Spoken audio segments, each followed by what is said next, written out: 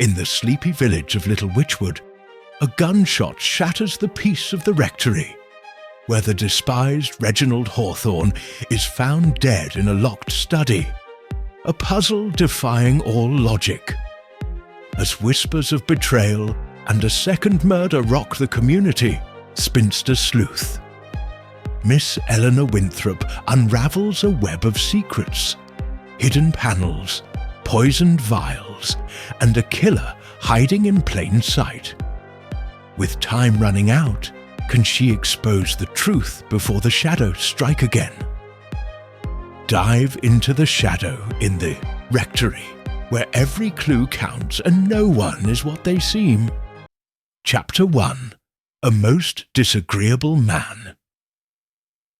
In the course of my duties as rector of St. Swithin's in the village of Little Witchwood, I have often reflected that human nature is a curious tapestry, woven with threads of virtue and vice in equal measure. Yet, I confess, there are those whose presence seems to fray the fabric of goodwill, and chief among them was Mr. Reginald Hawthorne. To call him disagreeable is perhaps too mild, for he was a man who delighted in discord, whose very existence seemed to provoke irritation in all who crossed his path. As I sit now, penning these words some weeks after the dreadful events of October 1932, I marvel at how a single evening could unravel the quiet order of our little community, casting a shadow that lingers still. Little Witchwood is a place of unassuming charm, nestled in the folds of the Shropshire countryside. Its thatched cottages, ancient church, and winding lanes suggest a serenity that belies the passions simmering beneath. St. Swithin's, with its weathered stone and ivy-clad tower, stands at the heart of the village, a sentinel of faith and tradition.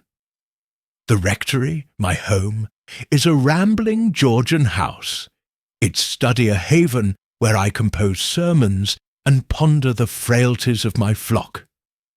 My wife, Clara, a woman of gentle humour and unshakable good sense, keeps the household in order, her presence a balm to my occasionally flustered soul. Our maid, Jenny, a nervous girl prone to dramatic outbursts, completes our small establishment. Reginald Hawthorne, master of Witchwood Hall, was not a native of our village. He had purchased the estate some 5 years prior, arriving with a fortune, amassed in the city, and a temperament that suggested he viewed Little Witchwood as a stage for his own importance. A widower in his late 50s, he was tall, broad-shouldered, with a florid complexion and a voice that carried like a foghorn. His manners, if one could call them that, were those of a man who believed wealth excused rudeness. He quarrelled with tenants over rents, berated shopkeepers for imagined slights, and treated the village as his personal fiefdom. At church, he occupied the front pew, arriving late to ensure all eyes were upon him, and his contributions to the collection plate were accompanied by a self-satisfied smirk. It was not merely his arrogance that rankled. Hawthorne had a knack for uncovering secrets and wielding them like weapons. At the village fete, he loudly accused Mrs. Lydia Brent, the widow who ran the tea-room, of watering down her scone's butter, a charge that left her crimson with humiliation. He threatened to evict Peter Vance, a young artist leasing a cottage on his estate, for painting what he called degenerate nonsense. Even Dr. Simon Farley, our respected physician, was not spared. Hawthorne once mocked him in the pub for his outdated methods, prompting a rare flash of anger from the usually placid doctor. As for his niece, Sylvia Hawthorne, a delicate girl, who lived at the Hall, she bore the brunt of his tyranny, her allowance doled out with lectures on her ingratitude. I myself had clashed with Hawthorne on several occasions. He had taken to parking his Rolls-Royce in the lane beside the church, blocking access to the lich gate, and when I politely requested he move it, he laughed and said, "The Lord can wait, Mayfield." His insistence on hosting raucous shooting parties on Sundays disrupted my services, and he once interrupted my sermon to complain about the organ's tuning. Clara, ever the peacemaker, urged me to turn the other cheek, but I am human, and my patience wore thin. On the afternoon of October 12th, 1932, the air was crisp with the promise of autumn. The leaves of the horse-chestnuts along the lane had turned, a fiery gold, and a light mist hung over the meadows. I was in the rectory garden pruning the roses when Clara called me in for tea. The kitchen was warm, fragrant with the scent of her freshly baked shortbread, and we settled at the table, the fire crackling in the hearth. "Leonard," Clara said, pouring the tea, "you look positively grim. Is it the sermon again?"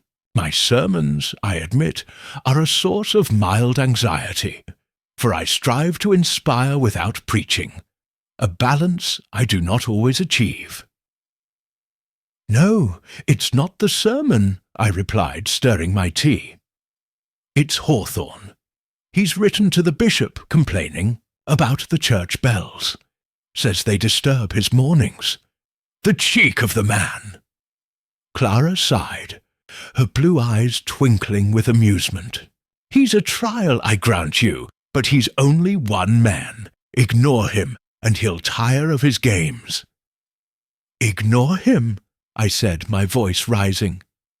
"Clara, the man is a menace. If ever someone deserved to be taken down a peg, or worse, it's Reginald Hawthorne." I stopped, aware of the unchristian sentiment, but Clara merely raised an eyebrow. "Careful, Leonard," she said. "Words have a way of coming back to haunt us." Her warning, light as it was, lingered in my mind as I returned to the study after tea.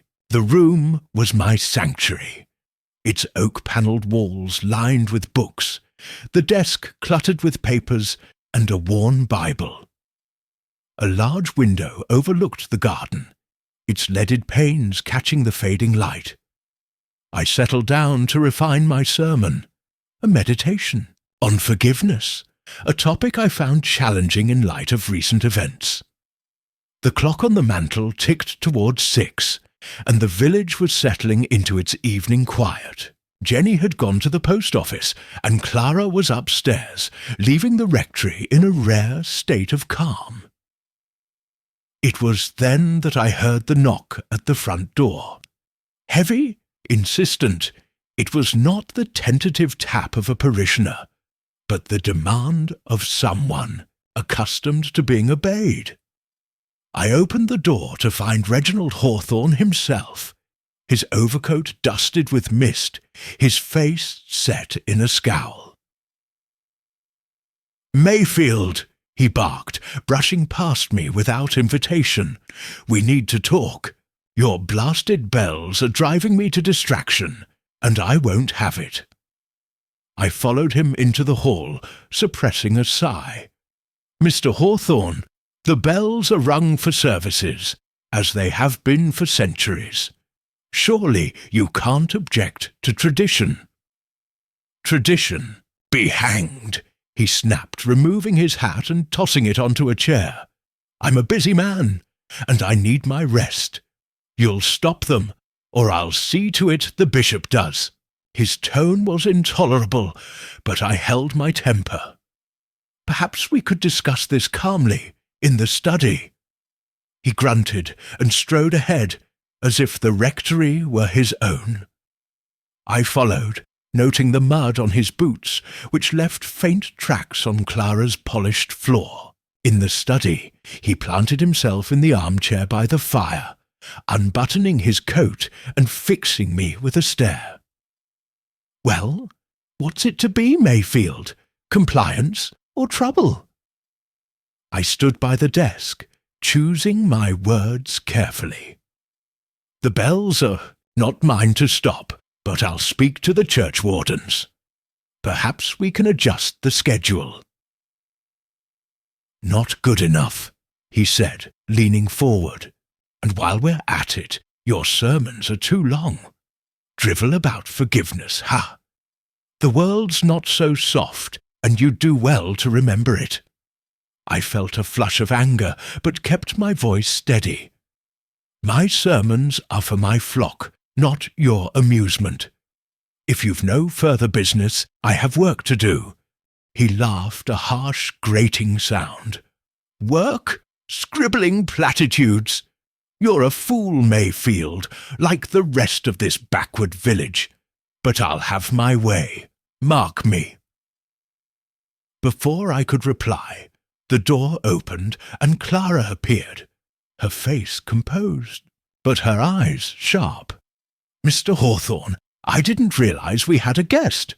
Would you care for tea? No, Mrs. Mayfield, I wouldn't, he said, rising. I'm done here, for now. But don't think this is settled. He grabbed his hat and stormed out, slamming the front door behind him. Clara looked at me, her lips pursed. What a thoroughly unpleasant man. Unpleasant, I said, sinking into the chair he'd vacated. He's insufferable. If I weren't a man of the cloth, I stopped, aware of her gaze. You'd what? She teased, folding her arms. Challenge him to a duel. Really, Leonard, he's not worth the upset. I managed a smile, but my mood was sour. I returned to my sermon, though my thoughts kept drifting to Hawthorne's threats. The light outside had faded to a soft twilight, the garden shrouded in shadow. I lit the desk lamp, its glow casting long fingers across the room. The clock showed 6:10 p.m., and I resolved to finish at least one paragraph before supper. It was then that the gunshot rang out. The sound was sharp, unmistakable, a crack that seemed to split the air. It came from within the rectory. Close, too close. I leapt to my feet, my heart pounding, and rushed to the window. The garden was empty, the trellis against the wall undisturbed, the gate closed. No one was in sight, and the village beyond lay silent, as if the shot had been a figment of my imagination. But I knew better. I turned to the study door, which stood ajar, though I was certain I'd closed it after Hawthorne's departure. The hall was dark, the only sound the ticking of the grandfather clock. "Clara!" I called, my voice unsteady. No answer. I stepped into the hall, my eyes scanning the shadows, and that's when I heard the scream. It was Jenny, our maid, her voice high and piercing. She stumbled into the hall from the kitchen, her apron twisted, her face white as chalk. "Sir! Oh, sir, it's awful!" she gasped, pointing toward the study. I hurried back, my pulse racing, and pushed the door wide. There, slumped across my desk, was Reginald Hawthorne. His head rested on the blotter, a dark stain spreading beneath it, his eyes open and unseeing. Blood trickled from a wound at his temple, pooling on the sermon notes I'd been writing. The floor, glinting in the lamplight, lay a revolver, a Webley, its barrel still warm to the touch when I later dared to check. The room was as I'd left it, save for one chilling detail. The door was now locked from the inside, the key in the lock, untouched. I steadied myself against the desk, my mind reeling. Hawthorne had left not 20 minutes before. How had he returned unnoticed, and why? The window was open, its latch undone, but it was 12 feet from the ground, with no ladder or foothold to suggest entry. The fire in the grate burned low, a faint wisp of smoke curling upward, as if something had been recently burned. I looked at Jenny, who was sobbing in the doorway, and then at the body. The man who had been so full of life and malice only moments ago. "Jenny," I said, my voice hoarse, "fetch Constable Pike at once, and don't touch anything." She nodded, fleeing the house, her footsteps echoing in the lane. I stood guard, my eyes fixed on the scene, trying to make sense of the impossible. The locked door, the open window, the gunshot I'd heard from, this very room, yet I'd seen no one enter or leave.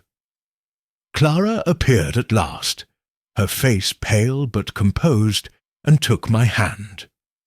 "Leonard, what's happened?" "Hawthorne," I said, gesturing to the desk. "He's dead.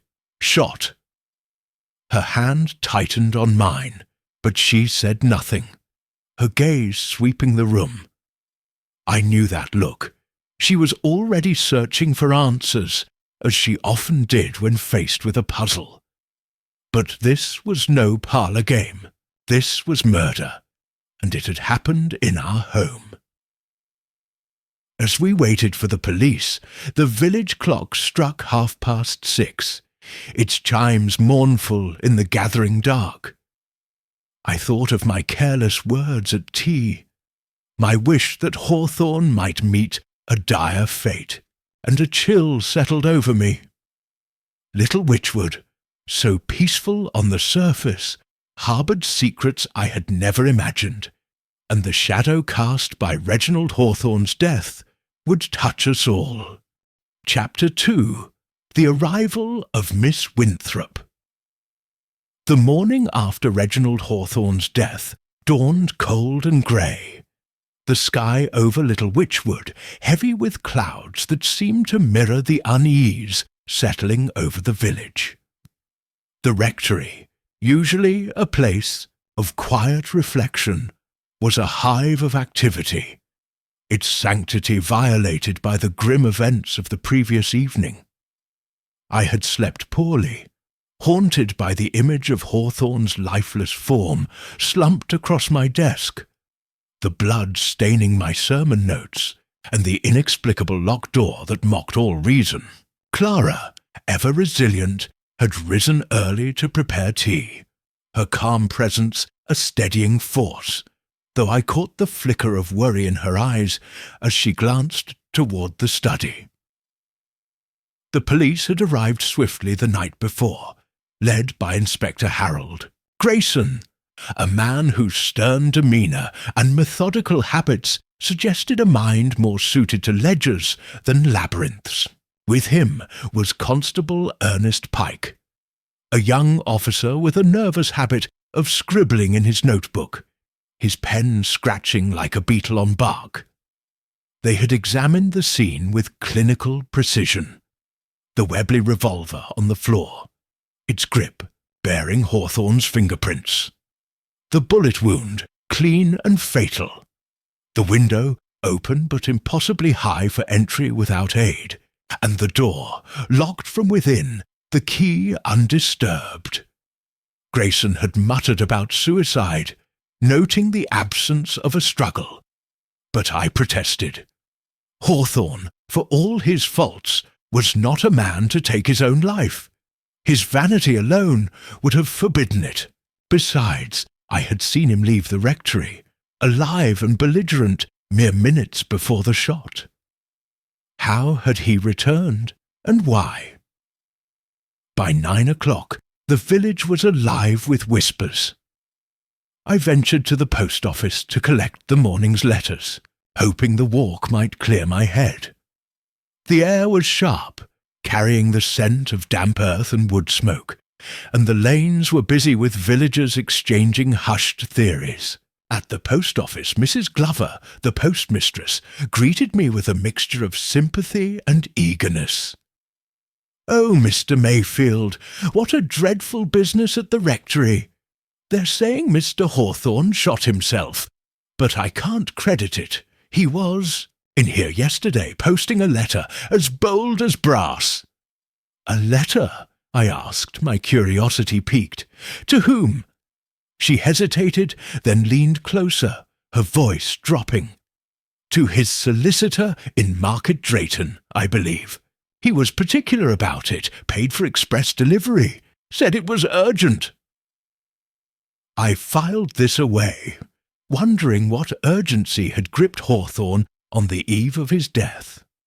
As I turned to leave, I nearly collided with Miss Eleanor Winthrop, a figure so unassuming yet so formidable that she seemed to embody the paradox of Little Witchwood itself. Miss Winthrop was a spinster of perhaps 60, though her age was as much a mystery as her past.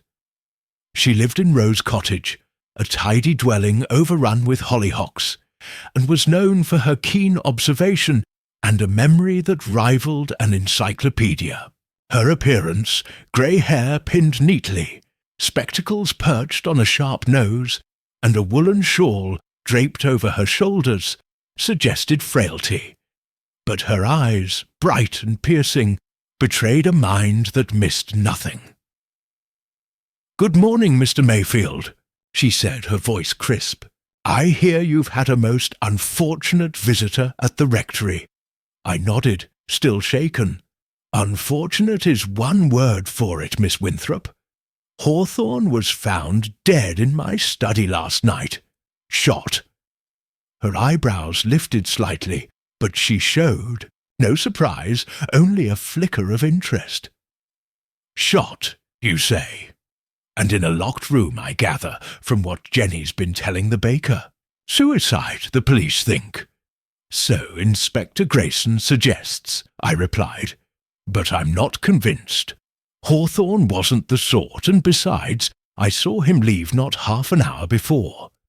The door was locked from the inside, the window too high to climb. It's a puzzle indeed," she said, adjusting her spectacles. "And puzzles, Mr. Mayfield, are meant to be solved. Might I call at the rectory later? I'd like to hear more, if you're not too overwhelmed." I agreed readily, sensing that Miss Winthrop's curiosity was no idle thing. As I walked home, the village seemed to close in around me, its familiar faces now tinged with suspicion. Who had hated Hawthorne enough to kill him? And how had they achieved the impossible? Back at the rectory, Clara was in the parlour, sorting linens with a vigour that betrayed her need to keep busy. "The police have been and gone," she said, folding a tablecloth. "Grayson asked to speak with you again. He's at the village hall now, interviewing anyone who saw Hawthorne yesterday. Oh, and Jenny's in a state, says she'll never sleep in this house again." I sighed, rubbing my temples. "Poor girl, I'll talk to her. But Clara, something bothers me. Hawthorne was here, arguing about the bells, then left. How did he end up back in the study, dead, with the door locked?" She paused, her hands stilling. "Perhaps he never left. Could he have lingered in the garden, or hidden somewhere in the house?" I shook my head. I checked the hall after he stormed out, and the front door was shut. The garden gate was closed, too. I saw it from the window. It's as if he vanished and reappeared. Clara's eyes narrowed, a sign she was turning the problem over in her mind. "There's an answer, Leonard. There always is. We just haven't seen it yet." At 11, Miss Winthrop arrived, her umbrella tucked under one arm, despite the absence of rain. Clara welcomed her with tea and scones, and we settled in the parlour, the study being off-limits by Grayson's orders. Miss Winthrop wasted no time, her questions precise and probing. "Tell me exactly what happened, Mr. Mayfield. From the moment Hawthorne arrived, to the moment you found him. I recounted the evening, Hawthorne's uninvited visit, his tirade about the church bells, our heated exchange, and his abrupt departure. I described the gunshot at 6:15 p.m., my search of the garden, Jenny's scream, and the discovery of the body. I mentioned the locked door, the open window, and the revolver, careful to omit no detail. Clara added that she'd been upstairs, hearing only the shot and my call, and that Jenny had returned from the post office just before the scream. Miss Winthrop listened intently, her fingers steepled, her eyes fixed on some invisible point. When I finished, she leaned forward. "Let's be clear, Mr. Mayfield. You're certain Hawthorne left the rectory?" "As certain as I am of anything," I said. "I heard the front door slam, and his car was gone from the lane when I looked out after the shot." "And the window," she continued, "was it open during your argument?" "No, I'm sure it was closed. I'd have noticed the draught. It was a chilly evening." She nodded, jotting a note in a small leather-bound book. "And the fire in the study, was it burning when you argued with him?" "Yes, but low. I'd added a log earlier. Why do you ask?" She smiled faintly. "No reason yet, but details matter, Mr. Mayfield. Now tell me about the revolver. Had you seen it before?" "Never," I said firmly. "It's not mine, nor Clara's. Hawthorne might have owned one. He was fond of shooting, but I can't say for certain." Clara interjected. "Jenny mentioned seeing a gun case at Witchwood Hall when she helped at a dinner there last month. Could it be his?" Miss Winthrop's pen paused. "Interesting. We'll need to confirm that. And the key in the lock. Did you touch it?" "No," I said. "I saw it was in place and left it for the police." She closed her notebook, her expression thoughtful. "This is no ordinary crime, Mr. Mayfield. A locked room, a man who seems to have returned from the dead, a weapon with his own fingerprints. Someone has gone to great lengths to confuse us. But confusion is a mask, and masks can be removed." I felt a spark of hope. "Do you think you can solve it, Miss Winthrop?" "I shall certainly try," she said, rising. "With your permission, I'd like to see the study. Inspector Grayson may object, but I find policemen are often amenable to a little persuasion." Clara, ever practical, arranged for Pike to escort Miss Winthrop to the study, Grayson having reluctantly agreed after a phone call. I followed, curious to see her at work. The study was much as I'd left it, save for the body's removal and a chalk outline marking where Hawthorne had fallen. The blood-stained blotter had been taken for evidence, but the revolver remained, now bagged and labelled. The window was still open, admitting a damp breeze, and the fire had long since died, leaving a pile of ash in the grate. Miss Winthrop moved with purpose, her eyes sweeping the room. She examined the window, testing its latch and peering at the sill. "No scratches or marks," she murmured, "and the drop is too steep for a ladder without leaving traces in the flower bed below." She turned to the door, inspecting the lock and key, then knelt by the fireplace, sifting through the ash with a pencil. Paper, recently burned, but not entirely consumed. See this?" She held up a tiny fragment, no larger than a postage stamp, bearing a single word in Hawthorne's distinctive scrawl, "Trust." "Part of a letter," I suggested, peering over her shoulder. "Perhaps," she said, slipping the fragment into an envelope. "Or a note, a will, even a list. Hawthorne was a man who trusted few, and that word may tell us why he died. Yeah. Moved to the desk, noting its position relative to the window and door. The shot came from close range, yes? Grayson said the wound was contact, the barrel pressed to his temple. I nodded, recalling the inspector's report. But how? If he was alone and the door was locked.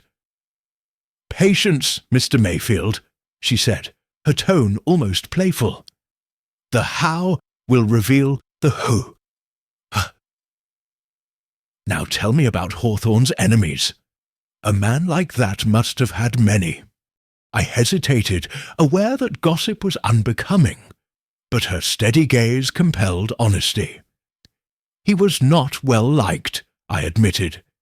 "His niece Sylvia chafed under his control. She's 25, but he treated her like a child, holding her, inheritance over her head. Dr. Farley, our physician, had a public row with him over unpaid bills. Hawthorne called him a quack in the pub. Mrs. Brent, who runs the tea room, was humiliated when he accused her of cheating him, though I suspect there was more to it. Something about her brother, who's in prison. And Peter Vance, the artist, was threatened with eviction for his friendship with Sylvia, which Hawthorne disapproved of. Miss Winthrop's pen flew across her notebook. A fine cast of suspects, and their whereabouts last evening. "I don't know," I said. "Grayson's investigating that now. Sylvia was at Witchwood Hall, I believe, and Vance has a cottage nearby. Mrs. Brent lives above the tea room, and Farley's surgery is across the green." She nodded, closing her book. "I shall make inquiries. Villages, Mr. Mayfield, are like spiderwebs. Every thread connects, and the slightest tug reveals the pattern. Hawthorne's death is no accident, nor is it suicide. Someone planned this, and they're still here, watching." Her words sent a chill through me, and I glanced at the window, half expecting to see a face in the gloom. Pike, who had been hovering, awkwardly cleared his throat. "Miss Winthrop, the inspector says you're to leave the scene as it is." "Of course, Constable," she said, her smile disarming.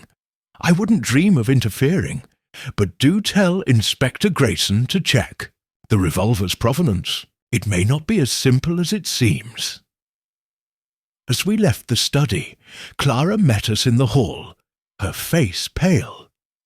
"Leonard, there's talk in the village. People are saying Hawthorne was mixed up in something shady. Business dealings, perhaps, or a grudge from his city days. Could that be true?" Miss Winthrop's eyes gleamed. "Gossip, Mrs. Mayfield, is often the first draught of truth. We shall see what it reveals." We returned to the parlour, where Clara poured fresh tea, though my appetite had waned. Miss Winthrop accepted a cup, her manner serene yet alert, like a cat watching a mouse. "One last thing," she said, stirring her tea.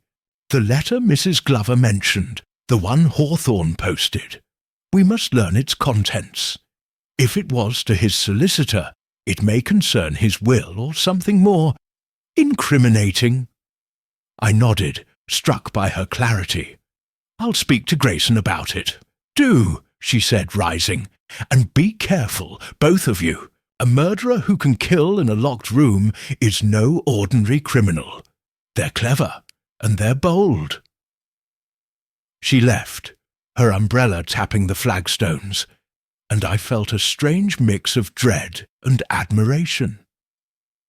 Miss Eleanor Winthrop was no ordinary woman, and if anyone could unravel the mystery of Reginald Hawthorne's death, it was she. As Clara and I sat in silence, the rectory seemed to hold its breath, its walls whispering secrets we had yet to uncover. Outside, the village went about its day, but I knew little Witchwood would never be the same.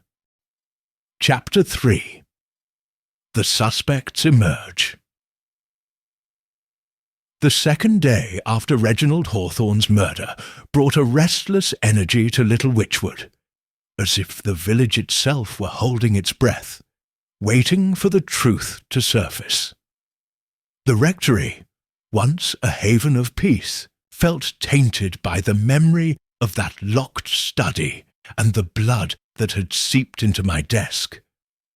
I woke early, my sleep fractured by dreams of keys and shadows, and found Clara already in the kitchen, kneading dough with a vigour that suggested she, too, was wrestling with unease. Outside, the mist had lifted, revealing a sky of pale blue, but the chill in the air seemed to carry the weight of suspicion. Inspector Grayson had set up a temporary headquarters in the village hall, a sturdy building beside the green where parish meetings and harvest suppers were held. He had summoned those who had crossed paths with Hawthorne on the day of his death, and the village buzzed with speculation about who might be called. Clara, ever practical, urged me to attend, saying, "You were one of the last to see him, Leonard. Grayson will want your account, and besides, you might learn something useful for Miss Winthrop." I agreed, though the thought of revisiting that dreadful evening made my stomach churn. As I crossed the green, I passed the tea-room, where Mrs. Lydia Brent was sweeping the doorstep, her face drawn and her eyes darting nervously. At the post office, Mrs. Glover was in deep conversation with the baker, their voices dropping as I approached. Even the church, where I paused to check the notice board, seemed to hum with an undercurrent of secrets. Little Witchwood, for all its charm, was a place where everyone knew everyone's business, or thought they did. The village hall was a scene of controlled chaos. Constable Pike stood at the door, his notebook at the ready, while Grayson sat at a long table, his expression as unyielding as granite. A handful of villagers milled about, some waiting to be questioned, others lingering out of curiosity. I spotted Sylvia Hawthorne, Reginald's niece, seated in a corner, her pale face half hidden by a dark hat. Beside her was Peter Vance, the artist, his lean frame slouched in a chair, his eyes fixed on the floor. Dr. Simon Farley stood near the window, polishing his spectacles with a handkerchief, his usual composure frayed. Mrs. Brent had arrived, her apron replaced by a sombre dress, and she clutched a handbag as if it were a shield. Grayson noticed me and beckoned me forward. "Mr. Mayfield, a word. We're piecing together Hawthorne's movements, and your statement is key. You say he left the rectory at what time?" "About 5:55 p.m., I replied, recalling the slam of the front door. "He was angry, as usual, but very much alive." "And you heard the shot at 6:15? Grayson's pen hovered over his notes. "Yes, from the study. I was at my desk, working on a sermon. I checked the garden immediately after, but saw no one." He nodded, his eyes narrowing. "The locked door complicates things. We've ruled out entry through the window. No ladder marks, no disturbed soil. The revolver's fingerprints are Hawthorne's, which points to suicide, but your testimony and the absence of a note suggest otherwise. Any enemies you know of?" I hesitated, aware that naming names could stir trouble. "Hawthorne was not popular, Inspector. He quarrelled with many, tenants, shopkeepers, even his niece, but I can't say who might have gone so far as murder." Grayson grunted, clearly dissatisfied, and dismissed me to question Sylvia. As I stepped aside, I felt a light tap on my shoulder and turned to find Miss Eleanor Winthrop, her shawl neatly pinned, her spectacles glinting in the morning light. She had slipped into the hall unnoticed, her presence as unobtrusive as a shadow, yet her eyes were alight with purpose. "Mr. Mayfield," she said softly, "this is quite the gathering, a perfect opportunity to observe our suspects. Shall we?" I nodded, grateful for her company, and we found seats near the back, where we could watch without drawing attention. Miss Winthrop's notebook was already open, her pen poised like a surgeon's scalpel. "Tell me about these people," she murmured. "Not just their quarrels with Hawthorne, but their characters. Motives hide in the details." I began with Sylvia Hawthorne, who was now speaking to Grayson, her voice low and halting. At 25, she was a fragile beauty, with ash-blonde hair and eyes that seemed perpetually on the verge of tears. She had come to live at Witchwood Hall after her parents' death, under her uncle's guardianship. But his control was suffocating. He dictated her wardrobe, her visitors, even her reading.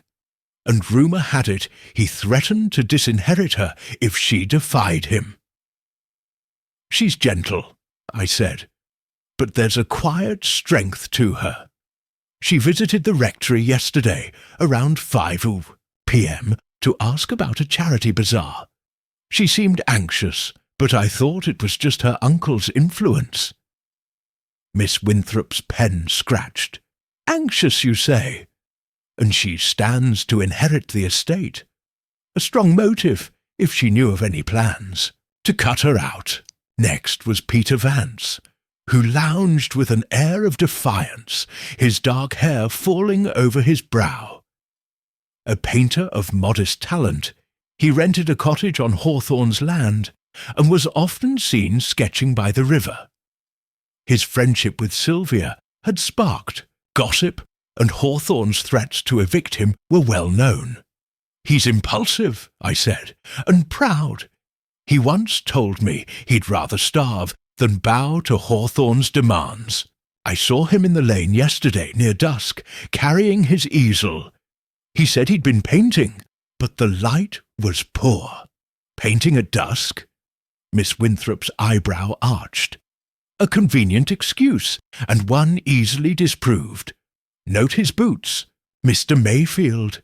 They're scuffed, and there's a trace of something white. Paint, perhaps, but not oil. Curious." I glanced at Vance's boots and saw the faint white smudge she described. It was unlike the vibrant hues he used in his landscapes, more like the chalky distemper used for repairs. I filed this away, marvelling at her eye for detail. Dr. Simon Farley was next, now pacing by the window, his hands clasped behind his back. In his early 50s, he was a widower with a reputation for kindness, though his practice was strained by Hawthorne's refusal to pay for treatments. Their public argument in the pub had been the talk of the village, with Farley reportedly saying, "You'll regret crossing me, Hawthorne." "He's steady," I told Miss Winthrop, "but that row showed he has a temper. He was at his surgery yesterday evening, or so he claims. His nurse, Miss Carter, is a bit vague on timings." "Vague alibis are as good as none," Miss Winthrop said, jotting a note. "And doctors have access to tools, drugs perhaps, that could complicate a murder. We'll need to check his movements." Finally, there was Mrs. Lydia Brent, who sat rigid, her lips pressed into a thin line. A widow in her 40s, she ran the tea-room with quiet efficiency. But Hawthorne's accusation of cheating him had wounded her pride. There were whispers about her brother, a man with a criminal past, whom Hawthorne had threatened to expose. "She's reserved," I said, "but fierce when provoked. She was at the tea-room yesterday, serving customers, but it's just across the green from the rectory. She could have seen something or done something. Miss Winthrop nodded, her gaze lingering on Mrs. Brent. Her tea room has a clear view of your garden gate. If she was there, she's a witness, or more. And this brother intrigues me. Hawthorne's knack for blackmail may have pushed her too far. As we spoke, Grayson's interviews continued, each suspect offering a piece of the puzzle, yet none fitting perfectly. Sylvia admitted to her visit to the rectory, but insisted she'd returned to Witchwood Hall by 5:30 p.m., where her maid could vouch for her. Vance claimed he was in his cottage, alone, sketching by lamplight, a story Grayson found flimsy. Farley said he was with a patient until 6:30 p.m., though Miss Carter's hesitation when questioned raised doubts. Mrs. Brent swore she was balancing her accounts in the tea room, with no one to confirm it, as her assistant had left early. Miss Winthrop listened, her pen never still, but her attention was drawn to small details. Sylvia's trembling hands, Vance's evasive glances, Farley's overly precise answers, Mrs. Brent's tightly gripped handbag. "They're all hiding something," she whispered. "Not necessarily murder, but secrets. And secrets, Mr. Mayfield, are the threads we must pull." The interviews ended by noon, and Grayson dismissed the group, announcing that he'd follow up with house-to-house inquiries. As the hall emptied, Miss Winthrop lingered, approaching Sylvia, who was gathering her coat. "Miss Hawthorne," she said gently, "I'm so sorry for your loss. It must be a terrible shock. Did your uncle seem troubled yesterday? Any visitors or letters that upset him?" Sylvia's eyes widened, but she shook her head. "He was always troubled, Miss Winthrop. But no, nothing unusual. He was at the hall all morning, then went out. To the rectory, I suppose. I didn't see him after lunch." Miss Winthrop smiled, undeterred. "And this bazaar you discussed with Mr. Mayfield?" "You seemed anxious," he said. "Was there another matter on your mind?" Sylvia flushed, her fingers twisting her scarf. "No, it was just the bazaar. I must go." She hurried out, Vance trailing behind, casting a wary glance our way. Miss Winthrop turned to me, her expression thoughtful. She's frightened, and not just of grief. Something or someone has her on edge. We stepped outside, where the village green was alive with children playing and villagers exchanging hushed theories.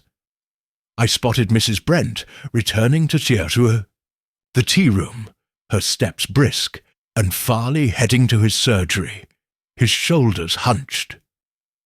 Miss Winthrop paused by the churchyard, her gaze sweeping the rectory across the lane. "Let's walk past your garden gate," she said. "I want to see the view from Mrs. Brent's tea room." We strolled casually, though I felt conspicuous, as if every window hid a watching eye. The tea room's front window offered a clear line of sight to the rectory's garden and front door, unobstructed by trees or hedges, if Mrs. Brent was. "Here," Miss Winthrop said. "She could have seen Hawthorne arrive and leave, or someone else entirely. We'll need to ask her customers." As we passed the rectory, I noticed a faint mark on the trellis beneath the study window, a smudge of white, like the distemper on Vance's boots. I pointed it out, and Miss Winthrop knelt to examine it, her fingers brushing the wood. "Fresh," she said. "Not weathered. Someone climbed this, or tried to. But the window's height and the lack of ladder marks, it's a conundrum." We returned to the rectory, where Clara had prepared a simple lunch of soup and bread. Over the meal, Miss Winthrop shared her observations, her voice low to avoid Jenny's ears. "We have 4 suspects, each with motive and opportunity, but no clear means. Sylvia's inheritance is a powerful lure, and her fear suggests she knows more than she says. Vance's alibi is weak, and that white mark ties him to the trellis. Farley's access to drugs and his temper make him dangerous, and Mrs. Brent's view of the rectory puts her at the heart of the timeline. But the locked door, Mr. Mayfield, that's the key.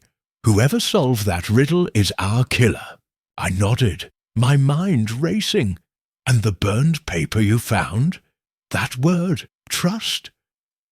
A clue to Hawthorne's state of mind, she said.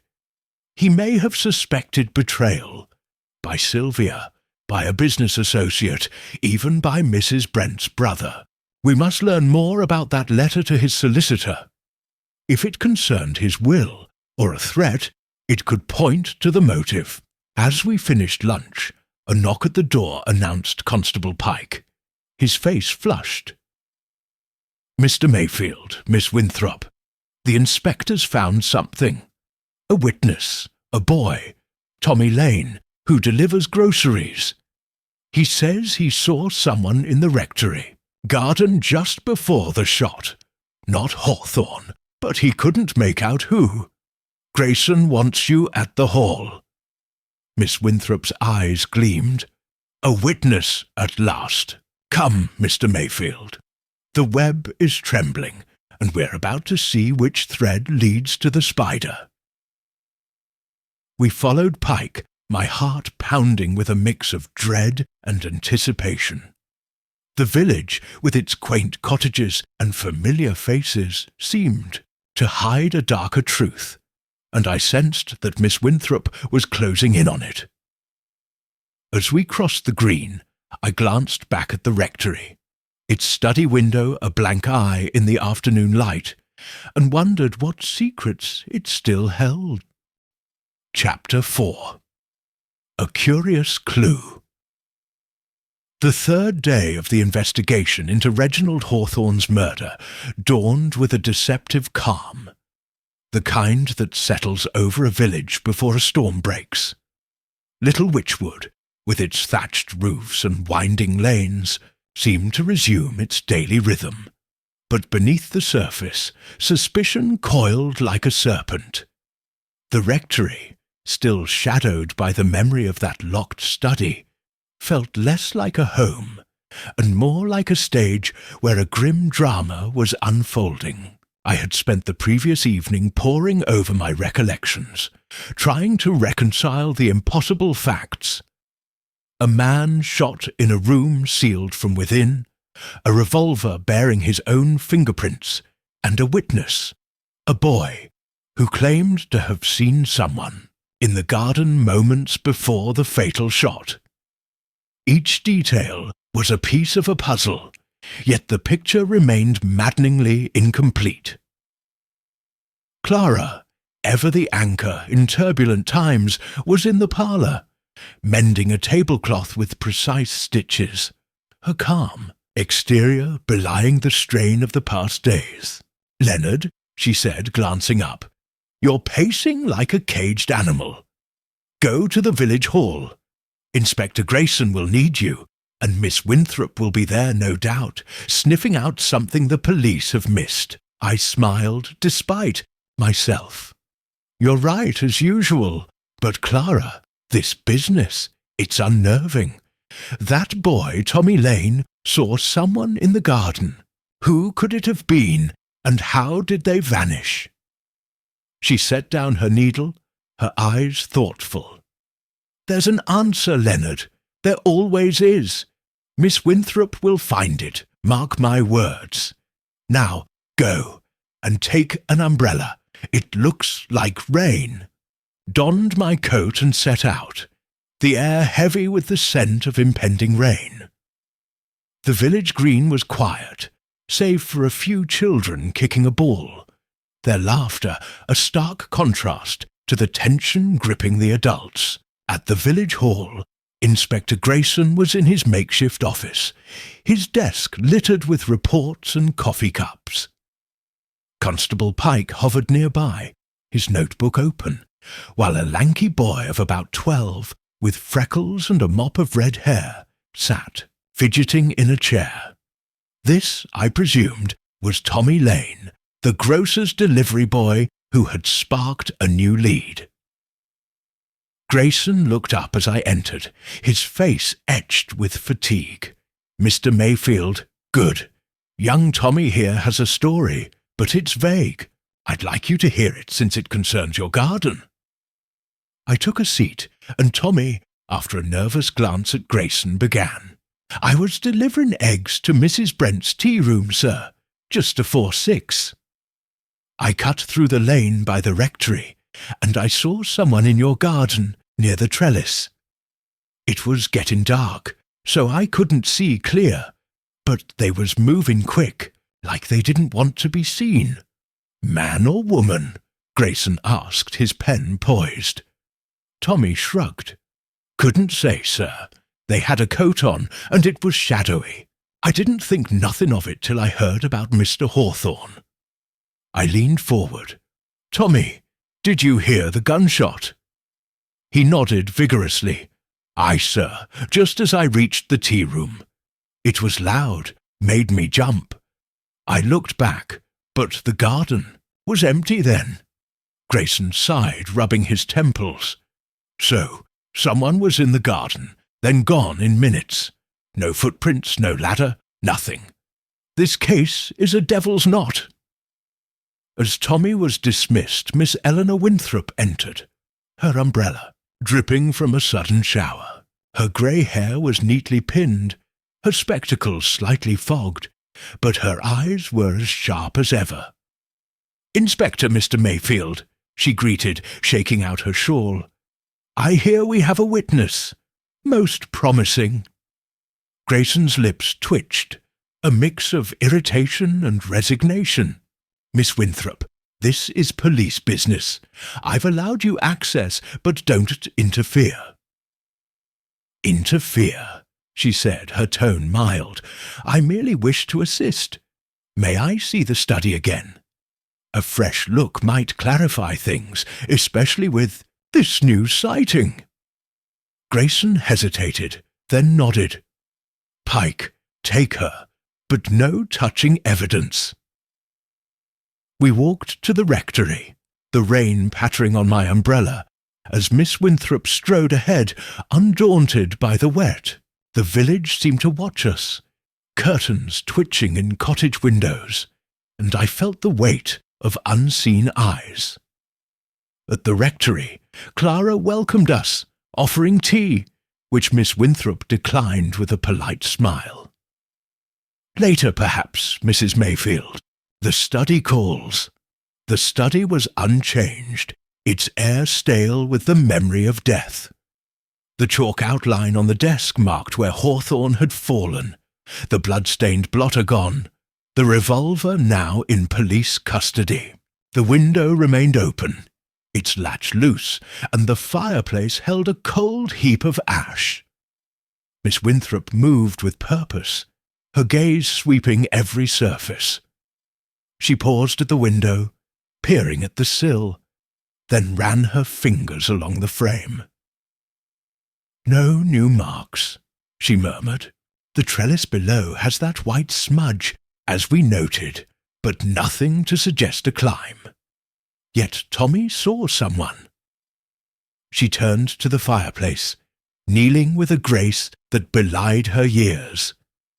Using a small trowel from her handbag, a curious item for a spinster, she sifted through the ash, her movements deliberate.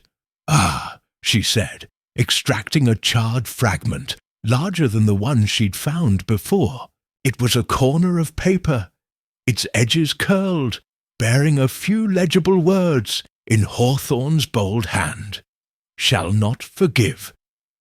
Betrayed, I peered over her shoulder, my heart quickening. "A letter, perhaps, or a diary entry, possibly," she said, placing the fragment in a clean envelope. "The word betrayed is telling. Hawthorne suspected someone. family, friend, or foe. This, combined with trust from the earlier fragment, suggests a man on guard, perhaps anticipating danger. She rose, brushing ash from her gloves, and examined the desk, noting its angle to the window and door. The shot was close. Contact, Grayson said. The killer was near, intimate, yet the door was locked, the key untouched. It's a paradox, Mr. Mayfield, but paradoxes are merely truths in disguise. Pike, standing awkwardly by the door, coughed. Miss Winthrop, the inspector says to hurry. He's got more interviews. Of course, she said, but her attention was on a small mark near the desk. A faint scratch in the floorboard, barely visible. She crouched again, tracing it with her finger. Curious. Not a scuff, but deliberate, like a tool's edge. Perhaps a pry mark or something dragged. I frowned, puzzled. The desk hasn't been moved. Could it be old?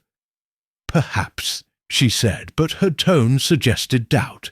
She jotted a note in her ever-present book, then turned to the window once more. Tommy's sighting is key. Someone was in the garden, moving quickly. Not Hawthorne, as you saw him leave. So who? And how did they enter a locked room? Woo! Left the study, Pike locking the door behind us, and returned to the parlour, where Clara had set out biscuits despite Miss Winthrop's earlier refusal. Over tea, Miss Winthrop shared her thoughts, her voice low to avoid Jenny, who was polishing silver in the hall. This fragment changes things, she said, tapping the envelope. Hawthorne was writing about betrayal, possibly naming a culprit. If the killer burned it, they knew its contents. We must find the rest of that paper, or learn what it meant. Clara, pouring tea, ventured a theory.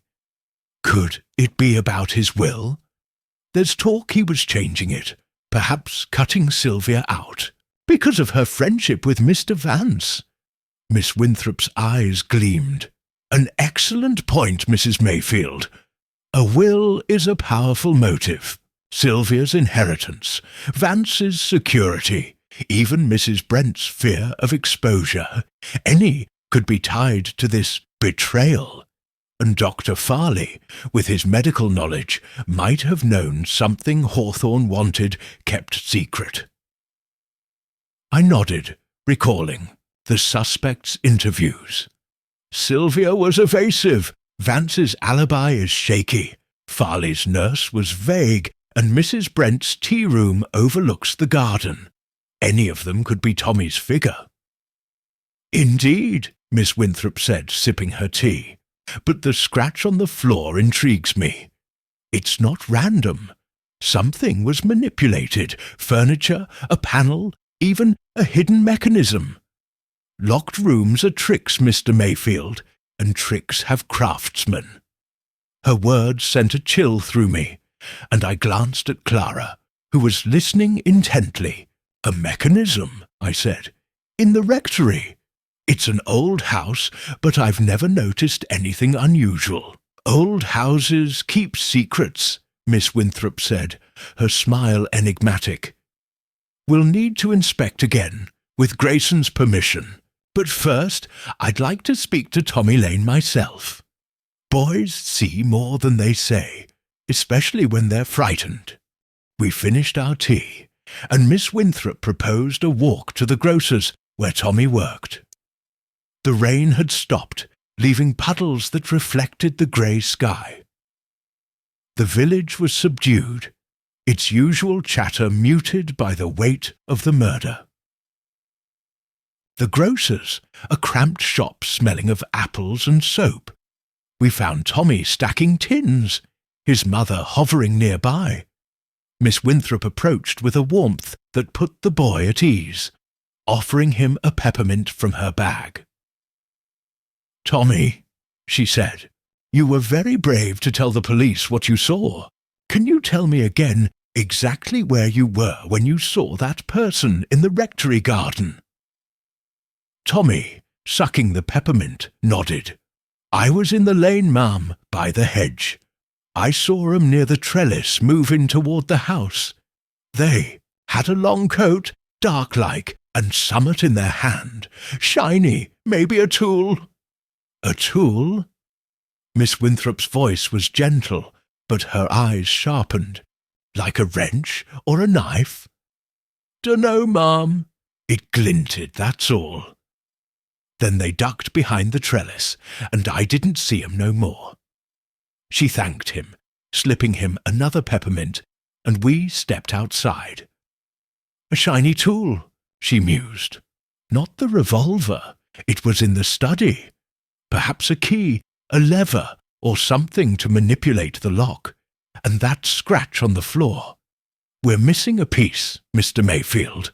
We walked back toward the village hall, where Grayson was questioning a new witness, a farmhand who claimed to have heard a car near the rectory around 6 p.m. Miss Winthrop listened from the doorway, her notebook open. The farmhand, a burly man named Ned Cooper, said the car was unfamiliar, not Hawthorne's Rolls-Royce, and had sped off toward Market Drayton.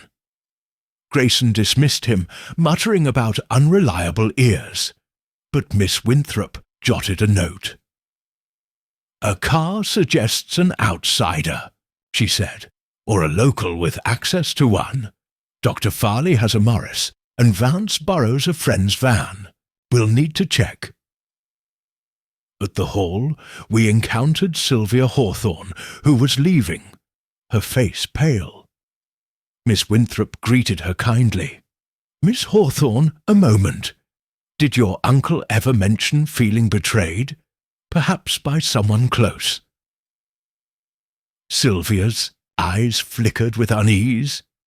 He was always suspicious, Miss Winthrop. He thought everyone was after his money.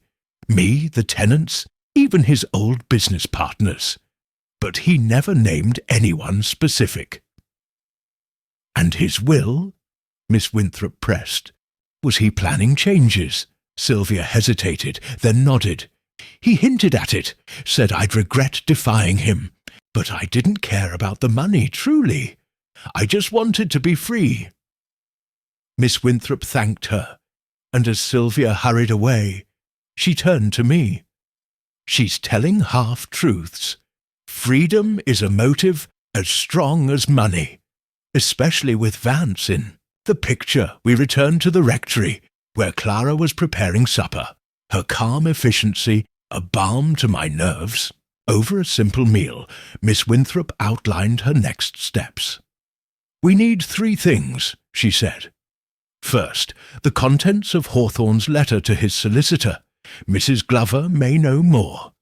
Second, a closer look at that floor scratch. It's not decorative. Third, we must trace that car. If it's linked to our garden figure, it's our first real break. I nodded, struck by her clarity. And Tommy's shiny tool? A clue to the method, she said. The killer entered or exited that room despite the lock. A tool suggests tampering, perhaps not with the door, but with something else. The window, the desk, even the fireplace. We'll find it. As we cleared the table, Jenny burst in, her apron askew. Sir, ma'am, there's talk at the pub. They're saying Mr. Hawthorne was mixed up with some shady folk in London. Moneylenders, maybe. Could that be why he was killed? Miss Winthrop's lips curved. Gossip, Jenny, is a lantern in the dark. We'll see where it leads. Tomorrow, Mr. Mayfield, we visit Mrs. Glover and inspect that study again. The curious clue in the ashes is only the beginning. I saw her to the door, the night closing in around the rectory. The village was silent, its secrets buried deep, but Miss Winthrop's resolve was a beacon. As I locked the door, I glanced at the study, its darkness a reminder of the riddle within. The killer was out there, clever and bold, but I sensed Miss Winthrop was their match, and the truth was drawing closer with every step. Chapter 5. Village Secrets.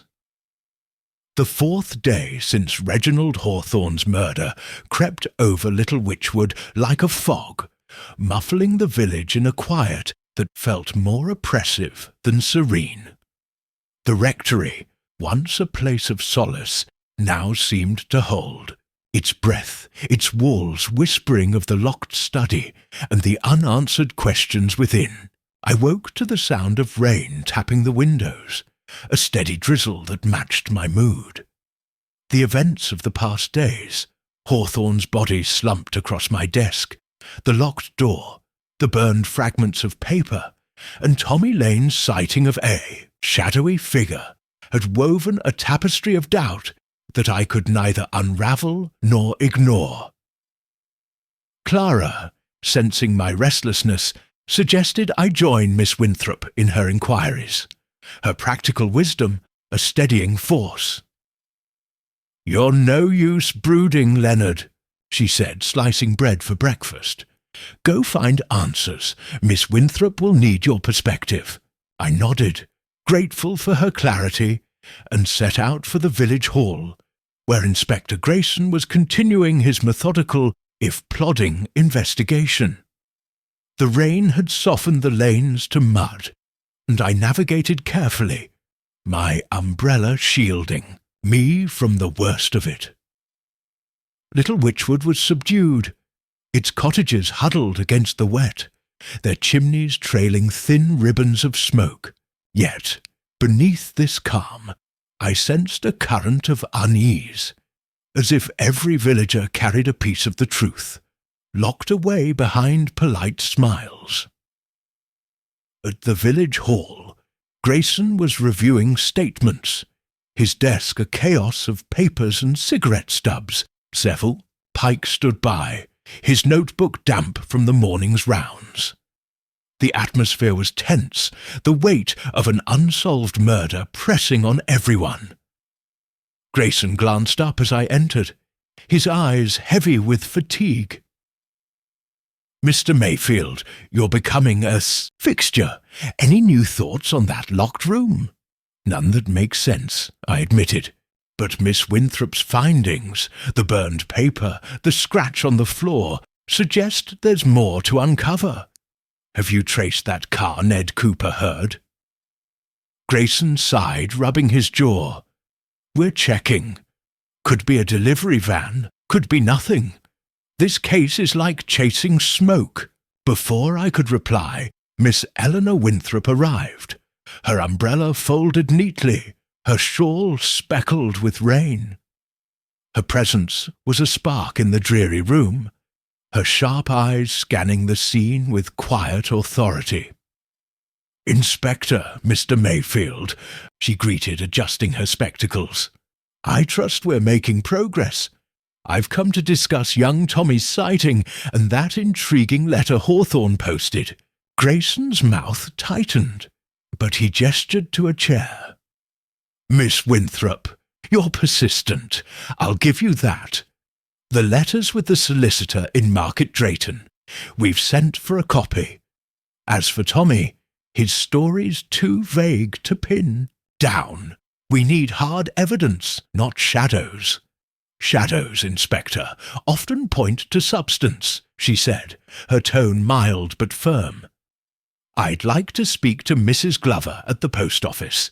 She may recall more about that letter's details.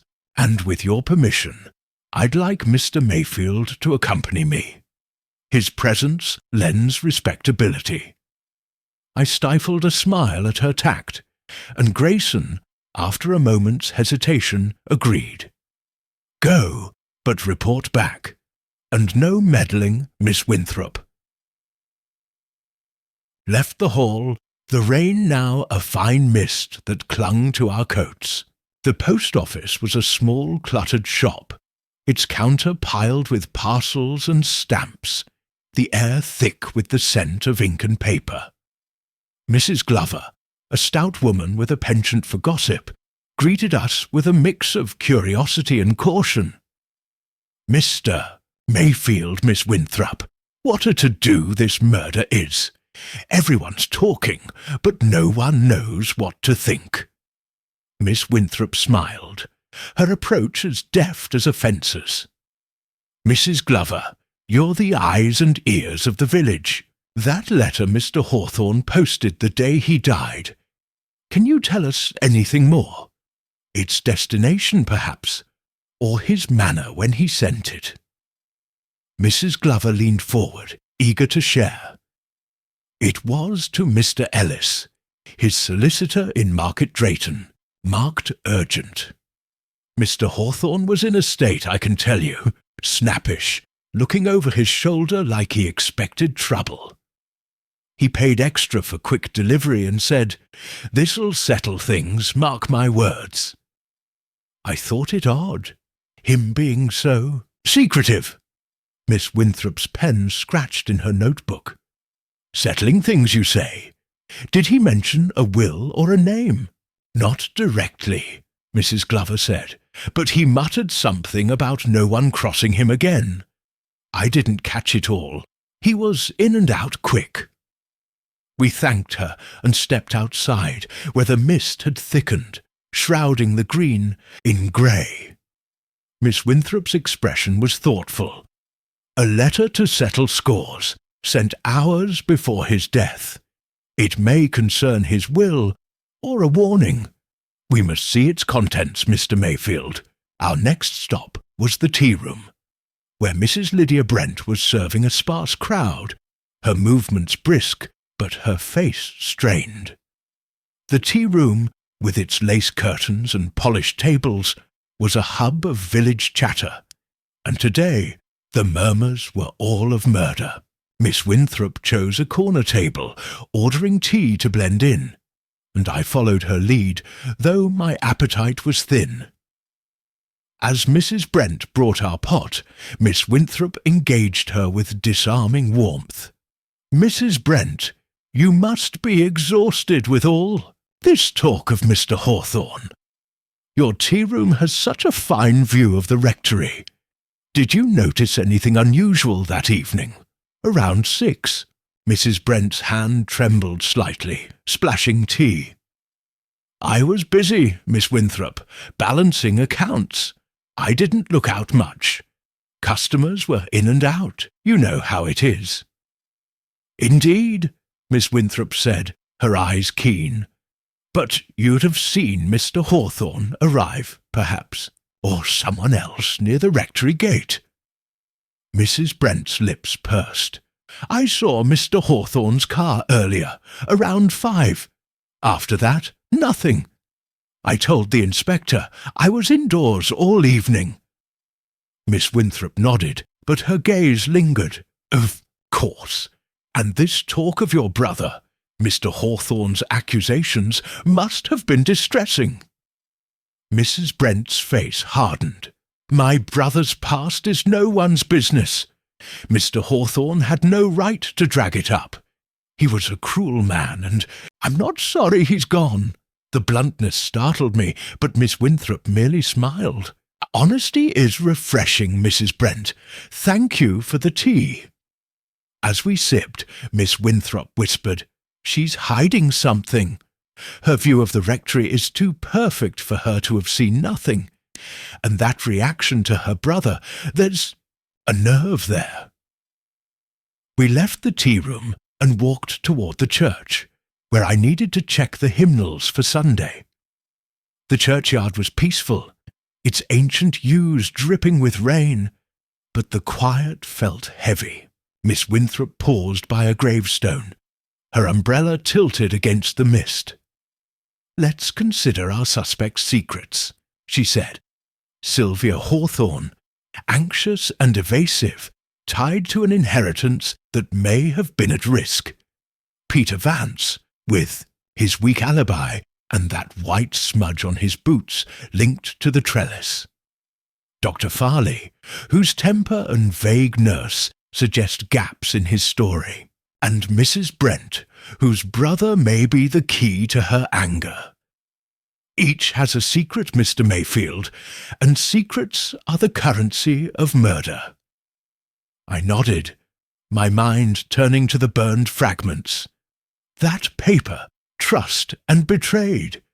Could it point to one of them? Sylvia, perhaps, if Hawthorne thought she was disloyal?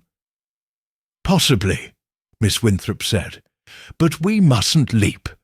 The letter to the solicitor is our next thread, and that car Ned Cooper heard, it's an outlier, an outsider, or a local, in disguise." At the church, I found the hymnals in order, but my thoughts were elsewhere. As we left, we encountered Dr. Farley crossing the green, his coat soaked, his face drawn. Miss Winthrop greeted him with her usual charm. "Dr. Farley, you look weary. This dreadful business must be a strain. Were you at your surgery all evening when Mr. Hawthorne died?" Farley's eyes flickered, but he nodded. "Yes, with patience. Miss Carter can confirm, though she was busy with records. I heard the shot, of course. It carried across the green. But I was tending a sprained ankle."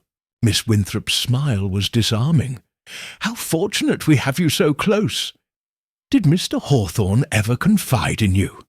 Perhaps about his health or his worries?" Farley shook his head too quickly. "He was a private man, and not my patient. He preferred London doctors. Now, if you'll excuse me, I have calls to make." As he hurried off, Miss Winthrop's pen scratched.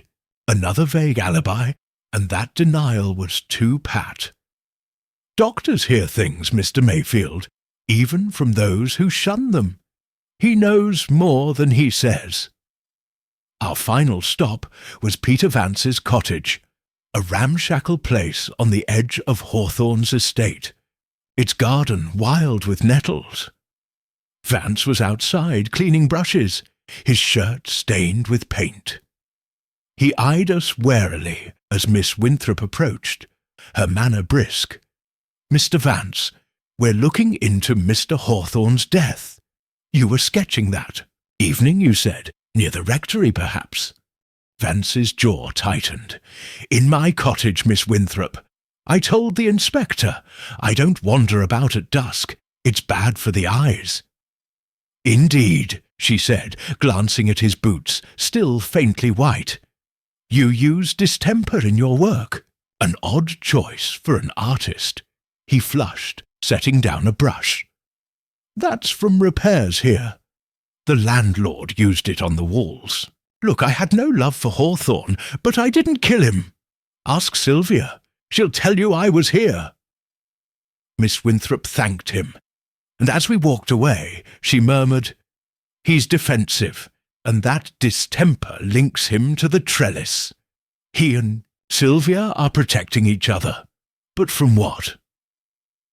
Back at the rectory, Clara had prepared a hearty lunch of stew and dumplings, a welcome respite from the damp. Over the meal, Miss Winthrop outlined her findings, her voice low to avoid Jenny, who was scrubbing pots in the kitchen. "The village is a cauldron of secrets," she said, spooning stew. "Mrs. Brent's brother is a shadow over her, and her view of the rectory makes her silence suspicious. Farley's alibi is flimsy, and his haste to distance himself from Amnon Hawthorne raises questions. Vance and Sylvia are entwined, their stories too aligned to be wholly true, and that letter, Mrs. Glover's account, suggests it was a weapon meant to expose or protect." I frowned, stirring my tea, and Tommy's shiny tool. Could it be tied to the scratch in the study? "A strong possibility," she said. "The scratch suggests manipulation. A lock, a panel, something we've overlooked. We need another look at that room, and we must press Grayson for the letter's contents. If it names a betrayer, it's the heart of this." As we finished, Jenny burst in, her eyes wide.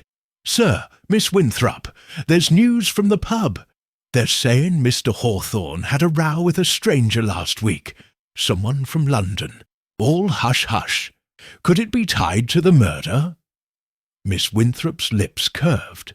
"A stranger, you say? Jenny, you're a treasure. We'll look into it. Mr. Mayfield, tomorrow we visit the pub and the solicitor, if Grayson permits. Secrets are surfacing, and the village is talking." I saw her out. The rain now a faint drizzle, the sky a bruise of purple and grey. The rectory loomed behind me, its study a silent witness to the crime. Miss Winthrop's resolve was a beacon, but the web of secrets was tightening, and I feared what truths it would ensnare.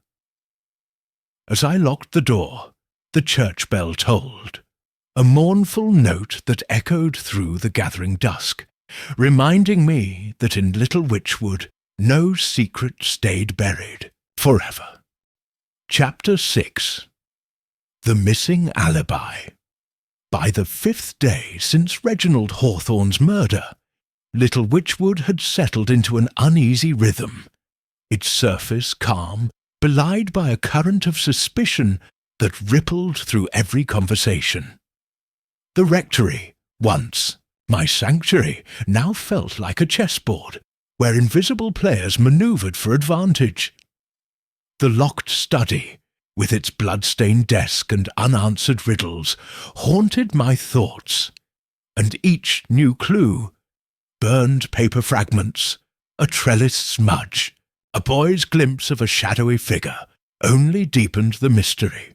I woke to a morning of pale sunlight, the rain of the previous days giving way to a crisp clarity that seemed to mock our clouded understanding. Clara, as ever, was a pillar of strength, her hands busy with the day's tasks, though I caught the faint crease of worry on her brow as she set out breakfast. "Leonard," she said, pouring coffee, "you're brooding again.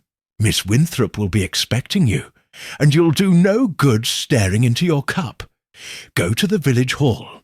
The inspector's chasing alibis, and you know Miss Winthrop will have her own ideas." I managed a smile, grateful for her pragmatism. "You're right, Clara. But this case, it's like a knot that tightens the more we pull. Sylvia's fear, Vance's evasions, that letter to the solicitor. I feel we're missing something obvious." "There's nothing obvious about a locked room," she said, her tone dry. "But Miss Winthrop's not one to miss much. Go and take your scarf. It's chilly." I donned my coat and scarf, stepping into a village bathed in autumn light, the leaves of the horse-chestnuts glowing gold against the blue sky. Little Witchwood was stirring, its lanes alive with the clatter of milk carts and the chatter of early risers. But the air carried a hushed quality, as if the murder had cast a spell over us all. At the village hall, Inspector Grayson was entrenched. Behind his desk, his face a map of frustration, while Constable Pike sorted through a pile of statements, his pen scratching relentlessly. The hall, with its high windows and faded banners, felt less like a community hub, and more like a courtroom, where every villager was both witness and suspect. Grayson looked up as I entered, his eyes bloodshot from late nights. "Mr. Mayfield, you're punctual. We're digging into alibis, and they're flimsier than I'd like. Sylvia Hawthorne's in the spotlight. She was at the rectory, and her story's got holes. Care to sit in?" I nodded, taking a seat near the back, where I could observe without intruding. As Grayson prepared to call Sylvia, Miss Eleanor Winthrop slipped into the hall, her presence as unobtrusive as a breeze, yet her eyes were alight with purpose. Her shawl was neatly draped, her spectacles polished, and her notebook tucked under. her arm like a weapon of precision. "Mr. Mayfield," she murmured, settling beside me, "this promises to be illuminating. Alibis are the scaffolding of a crime, and when they wobble, the truth shows through." Before I could reply, Sylvia Hawthorne was ushered in, her pale face framed by a dark scarf, her hands twisting nervously. She sat opposite Grayson, her posture rigid, and I felt a pang of sympathy. She was young, barely 25, and the weight of her uncle's death seemed to crush her. Grayson leaned forward, his tone clipped. "Miss Hawthorne, let's go over it again. You visited the rectory at 5 p.m. to discuss a bazaar with Mr. Mayfield. You left at 5:30, you say, and went home. Yet your maid, Ellen, says you didn't return to Witchwood Hall until 6:45 looking flustered. Where were you for that hour?" Sylvia's eyes widened and her voice trembled. I took a walk, Inspector. I was upset after seeing Mr. Mayfield. Uncle was so difficult, always controlling me. I needed air, so I walked by the river." "The river?" Grayson's scepticism was palpable. "In October, at dusk, it was near dark by 6. No one saw you, Miss Hawthorne, and the shot was at 6:15. You were near the rectory, weren't you?" "No," Sylvia's voice cracked. "I swear I was nowhere near. I walked, that's all. Ellen must be mistaken about the time." Grayson pressed harder, but Sylvia clung to her story, her denials growing more frantic. Miss Winthrop, scribbling in her notebook, whispered, "She's terrified, but not just of the inspector. She's protecting someone or something. Notice her scarf, Mr. Mayfield. It's knotted tightly, as if to hide a mark." I glanced at Sylvia's scarf, noting its odd drape, and wondered what Miss Winthrop saw that I missed. As Sylvia was dismissed, her eyes brimming with tears, Miss Winthrop leaned closer. "We'll speak to her maid, Ellen. Servants see more than they're credited for." Grayson's next focus was Peter Vance, and I sensed Miss Winthrop's interest, sharpen as the artist was called. Vance slouched in, his dark hair unkempt, his expression a mix of defiance and unease. His boots, I noted, still bore traces of that white smudge, though fainter now. Grayson wasted no time. "Mr. Vance, you claim you were in your cottage sketching from 5 p.m. onward. No one can confirm it, and you were seen near the rectory earlier, carrying your easel. Care to explain?" Vance shrugged, his tone insolent.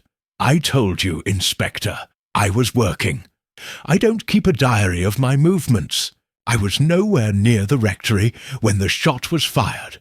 Ask anyone." "Anyone?" Grayson snapped. "That's the problem. No one saw you. And your cottage is a stone's throw from the rectory.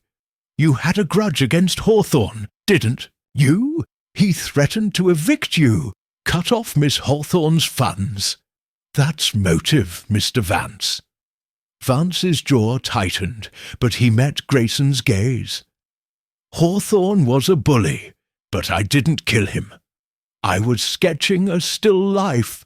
Apples, if you must know. Check my canvas." Miss Winthrop's pen paused, and she murmured, "Apples at dusk, with lamplight? His palette would show it if true. We must see that canvas, Mr. Mayfield." Grayson dismissed Vance with a warning to stay in the village, and Miss Winthrop proposed we visit his cottage later. "His alibi is as thin as Sylvia's," she said, "and that white smudge ties him to the trellis. But we need proof, not suspicion."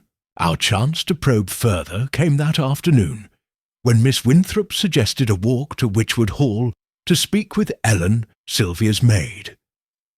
The hall was a grand, gloomy pile, its stone facade weathered by time, its gardens meticulously kept despite Hawthorne's absence. Ellen, a wiry girl with sharp eyes, met us in the servants' hall, her manner guarded but curious. Miss Winthrop, with her knack for disarming, offered a smile. "Ellen, we're trying to help Miss Sylvia. You told the inspector she returned at 6:45 flustered. Can you be sure of the time?" Ellen nodded, twisting her apron. "Yes, ma'am. I was setting the table for dinner, and the clock struck 7:15 when she came in. Her coat was damp, and she was all out of breath, like she'd been running. She told me not to tell anyone, but the inspector asked, and I had to." Miss Winthrop's tone was gentle. "Of course, you did right. Did she say where she'd been, or mention anyone?" "No, ma'am, but she was clutching her scarf like it hurt her neck. And there was mud on her shoes, not just from the lane, thicker, like river mud." Miss Winthrop thanked her, slipping her a coin, and as we left she murmured, "River mud, and a mark on her neck. Sylvia's walk wasn't aimless. She met someone or saw something. We'll need to check the river path." Our next stop was Vance's cottage, a tumble-down place surrounded by overgrown brambles. Vance was inside, his easel set up by a grimy window, a canvas showing a half-finished bowl of apples. Miss Winthrop examined it closely, her fingers hovering over the paint. "Fresh oils," she said, "but no sign of lamplight work. No warm tones, as you'd expect. This was painted in daylight, Mr. Vance, not dusk." Vance's face reddened. "You calling me a liar?" "I painted it when I said." Miss Winthrop's smile was serene. "I'm merely observing, Mr. Vance. Your boots, though, that white smudge. It's fading, but it matches the trellis at the rectory. Were you there, perhaps earlier in the day?" Vance's eyes narrowed, but he held his ground. "I told you, I was here. That smudge is from my cottage walls. Ask the landlord." We left, Miss Winthrop's notebook brimming with observations. "He's lying," she said, as we walked back to the village. "The canvas betrays him, and those boots are a thread too. The crime. But Sylvia's mud and scarf, they're a new knot in the puzzle." Back at the rectory, Clara had prepared a late lunch of cold ham and pickles. Her calm efficiency a balm to my frayed nerves. Over the meal, Miss Winthrop shared her thoughts, her voice low to avoid Jenny, who was sweeping the hall. "Alibis are crumbling," she said, slicing her ham. "Sylvia's missing hour, with river mud and a hidden mark, suggests a rendezvous or a confrontation. Vance's painting is a fiction, and his boots place him near the trellis. But the locked room, Mr. Mayfield, that's the heart of it. Someone entered or exited, and Tommy's shiny tool may be the key." I frowned, recalling the study's details. Could the tool have been used on the window? The latch was loose. "Possibly," she said, "but the height is a problem. The trellis is sturdy, but climbing it without a ladder or rope would be risky, and no rope was found. The scratch on the floor, though, it's not random. It's a mark of intent, perhaps a hidden panel or a trapdoor." Clara, clearing plates, paused. "A trapdoor? In the rectory? Leonard, you've lived here. Years? Surely you'd know." I shook my head, puzzled. "The house is old, but I've never seen anything like that. Still, Miss Winthrop's right. Old houses have secrets." Miss Winthrop nodded, her eyes gleaming. "We'll need another look, with Grayson's blessing. But first, we must follow the river path." Sylvia's mud suggests she was there, and it's near enough to the rectory for Tommy's figure to have come from that direction. That evening we walked the river path, a narrow trail winding through reeds and willows, the water glinting in the fading light. The mud was thick, matching Ellen's description, and Miss Winthrop scanned the ground for signs, a footprint, a dropped item, but found nothing conclusive. "Still," she said, "Sylvia was here and not alone. That scarf hides a bruise, I'd wager, or a scratch from a struggle. As we returned to the village, we passed the pub, where Jenny's gossip about a London stranger lingered in my mind.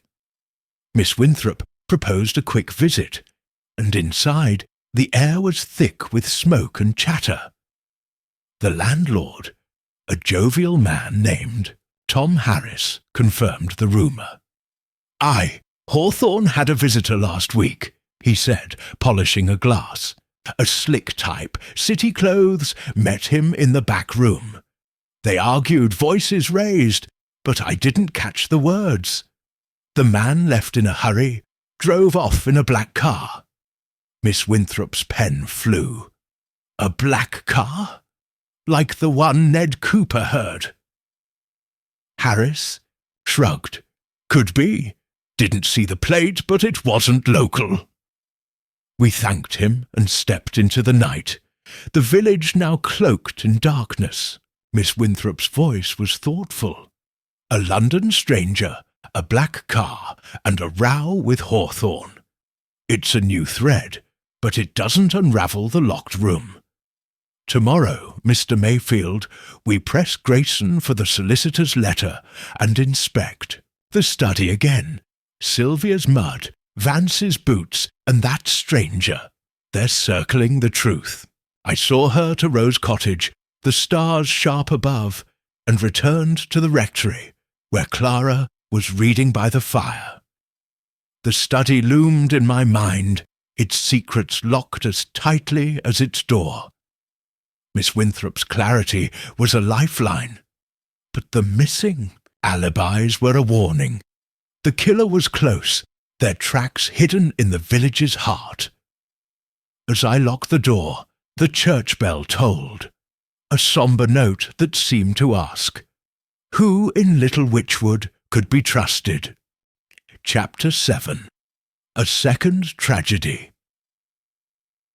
The 6th day following Reginald Hawthorne's murder cast Little Witchwood into a deeper shadow, as if the village itself were recoiling from the stain of violence that had seeped into its heart. The rectory, once a beacon of quiet faith, now stood as a grim monument to unanswered questions, its locked study a riddle that mocked my every attempt to solve it. The past days had brought a cascade of clues, burned paper fragments hinting at betrayal, a white smudge on a trellis, a boy's glimpse of a figure with a glinting tool, and whispers of a London stranger. Yet the truth remained elusive, slipping through our fingers like mist. I woke to a morning heavy with frost, the air sharp and the sky a brittle blue, and found Clara in the kitchen, her hands busy with pastry, though her eyes betrayed a weariness that mirrored my own. "Leonard," she said, rolling dough, "you're pale as a ghost. This case is eating at you. Miss Winthrop will be at the village hall, I expect, and you should be there. 2 deaths in a week would unsettle anyone, but sitting here won't help." I froze, my coffee cup halfway to my lips. 2 deaths? "Clara, what are you talking about?" Her hands stilled, and she met my gaze, her voice low. "You haven't heard? Dr. Farley was found dead this morning, in his surgery.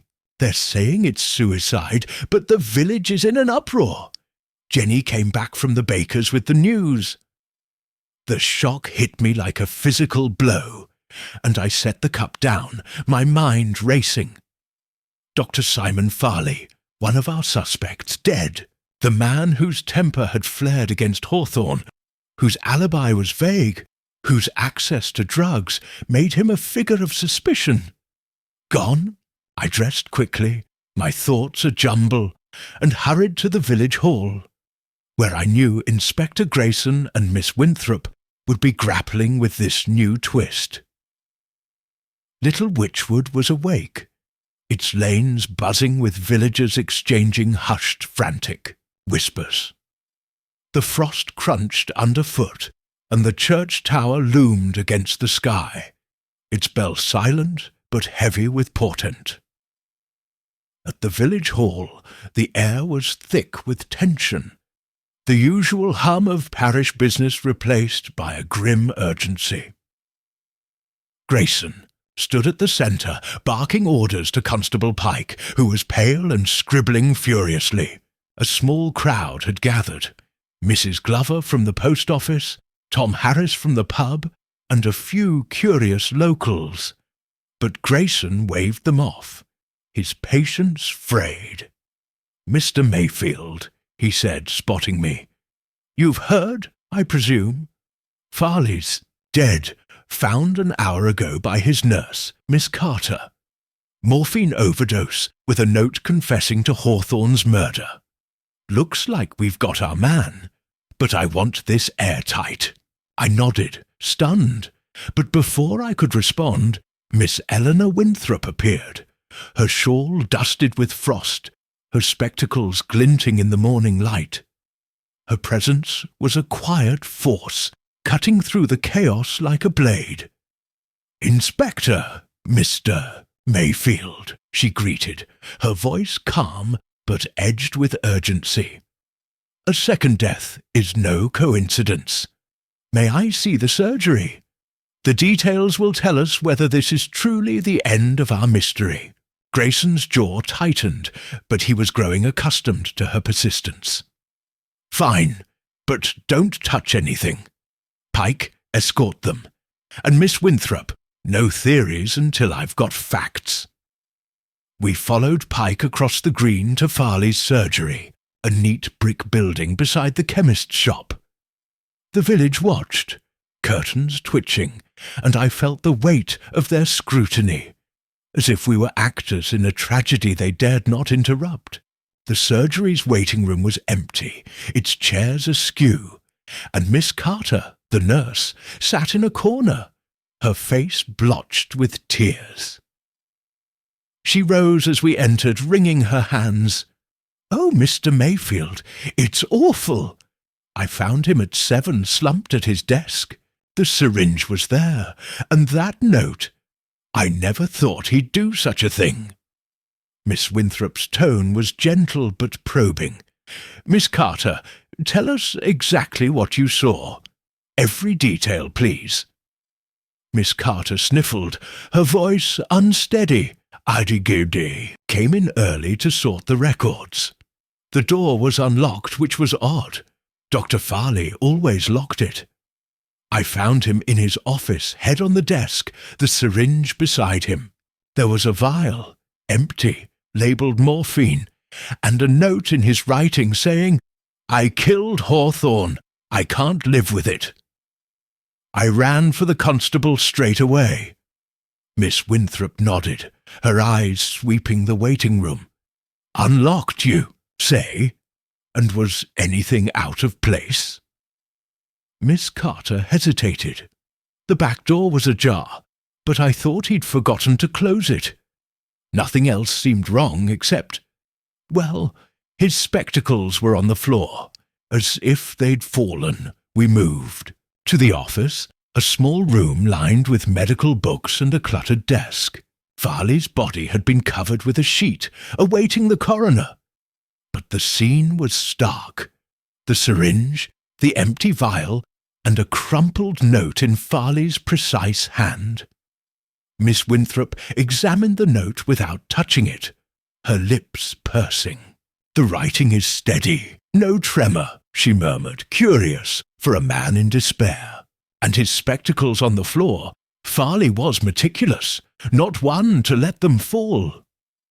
She knelt, peering under the desk, and retrieved a small glass shard, its edge smeared with a faint residue. "A broken vial, not the morphine one," she said, holding it up to the light. "Unlabelled and hidden. Someone was careless." Pike, hovering nervously, coughed. Miss Winthrop, the inspector, said not to disturb. "I'm merely observing, Constable," she said, slipping the shard into an envelope. "This shard suggests a second substance. Morphine is quick, but Farley's death feels staged. We need a chemist's analysis." I frowned, my mind grappling with the implications. "Staged? You think someone killed Farley to make it look like suicide?" Miss Winthrop's eyes gleamed. "I think, Mr. Mayfield, that our killer is tying loose ends. Farley was a suspect, perhaps too close to the truth. His death closes the case for Grayson, but it opens new questions for us. We left the surgery, Miss Carter's sobs echoing behind us, and returned to the rectory, where Clara was waiting with tea and a fire to ward off the chill. Over steaming cups, Miss Winthrop laid out her theory, her voice low to avoid Jenny, who was polishing the silver in the hall. "Farley's death is no confession," she said, stirring her tea. "The note is too neat, the spectacles misplaced, and that shard suggests foul play. Someone wanted him silenced, either because he knew the killer's identity or because he was a convenient scapegoat." Clara, pouring more tea, ventured a thought. Could it be tied to that London stranger Jenny mentioned? If Hawthorne had, shady dealings Farley might have known. Doctors hear confessions, don't they? "An astute point, Mrs. Mayfield," Miss Winthrop said, her pen scratching in her notebook. Farley's denial of treating Hawthorne was too quick. He may have had knowledge, medical or otherwise, that made him dangerous. We must learn more about that stranger and the black car. I nodded, recalling the clues from the study. And the burned paper, trust, and betrayed. Could Farley have been the betrayer Hawthorne wrote about? "Possibly," Miss Winthrop said, "but the fragments are too vague. The letter to the solicitor is our best hope. It may name the betrayer. We must press Grayson for its contents. After tea, Miss Winthrop proposed a visit to the pub to follow up on the London stranger. The village was abuzz, the news of Farley's death spreading like wildfire. At the pub, a cosy place with low beams and a roaring fire, Tom Harris was serving, pints, his face grim. Miss Winthrop approached with her usual charm. "Mr. Harris, this second tragedy has us all shaken. That stranger who argued with Mr. Hawthorne. Can you recall anything more? His appearance, perhaps, or what they discussed?" Harris wiped his hands on a cloth, his brow furrowed. He was tall, thin, with a sharp face, city type, wore a grey suit. They argued about money, I think. Hawthorne said something like, "You'll get nothing more." The man stormed out, slammed the car door. That's all I heard. Miss Winthrop's pen flew. And the car, was it black, like the one Ned Cooper heard? "Aye, could have been," Harris said. "Didn't get a good look, but it was dark, sleek-like." We thanked him and stepped into the frosty afternoon, the village now bathed in a golden glow as the sun dipped low. Miss Winthrop's expression was thoughtful. A money dispute, a black car, and now Farley's death. The threads are converging, Mr. Mayfield, but the locked room remains the key. We need to revisit the study. That scratch on the floor and the loose window latch are nagging at me. Back at the rectory, we found Grayson waiting. his face a storm cloud. "Miss Winthrop, you've been busy," he said, his tone sharp. "I've got the solicitor's letter, but it's not what you think. Hawthorne wrote about a business deal, gone sour, naming a London partner, James Carver. No mention of a will or betrayal. Carver's being traced, but with Farley's confession, I'm inclined to close the case." Miss Winthrop's eyes narrowed. "Close it, Inspector? When a second death screams deception. That note is a forgery, and the shard I found proves it. Test it for poison, and you'll see Farley was murdered." Grayson bristled but agreed to send the shard for analysis, his reluctance palpable. As he left, Miss Winthrop turned to me, her voice urgent. "We're running out of time, Mr. Mayfield. The killer is bold, eliminating threats. We must inspect the study tonight before more evidence vanishes." With Grayson's grudging permission, we entered the study after supper. The room cold and silent, its chalk outline a grim reminder of Hawthorne's fate. Miss Winthrop lit a lamp, its glow casting eerie shadows, and knelt by the floor scratch, her fingers tracing its edge. "It's deeper than I thought," she said, "like a blade's mark, not a drag. Something was pried open, a panel, perhaps, or a hidden compartment." She moved to the window, testing the latch, which gave easily. "Too loose for an old house," she murmured.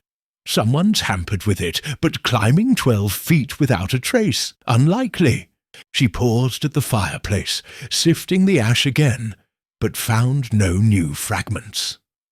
The burned paper was deliberate, meant to hide a name or a motive, but Farley's death suggests the killer fears exposure. I shivered, the room's chill seeping into my bones. Could Farley have been the figure Tommy saw, with the shiny tool? Miss Winthrop shook her head. Unlikely. His alibi, weak as it was, places him at the surgery.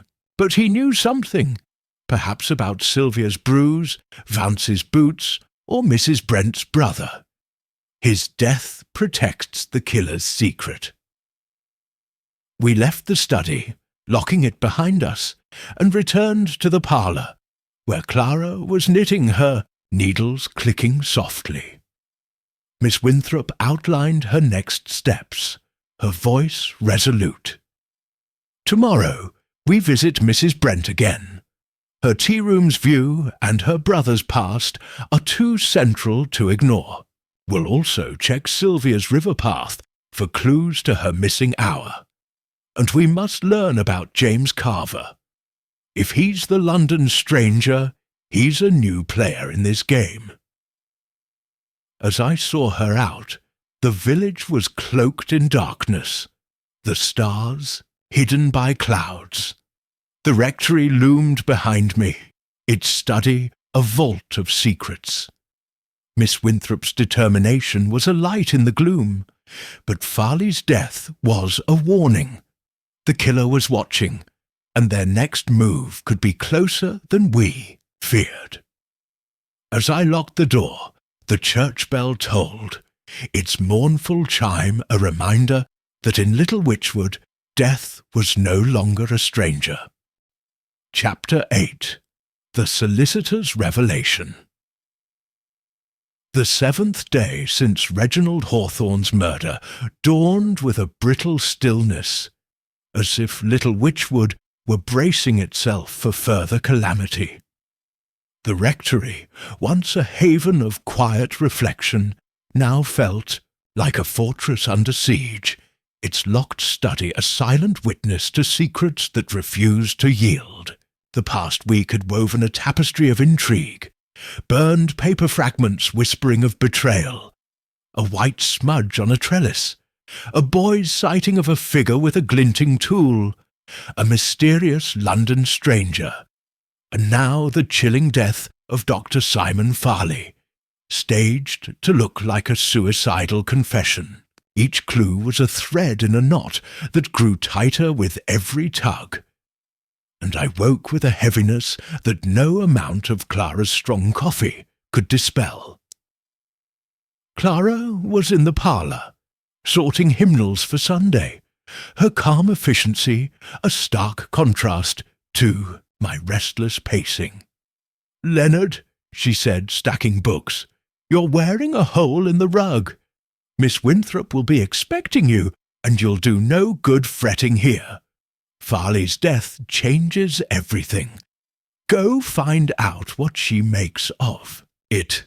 I nodded, her words grounding me. "You're right, but Clara, it's chilling. Farley dead, with a note claiming he killed Hawthorne.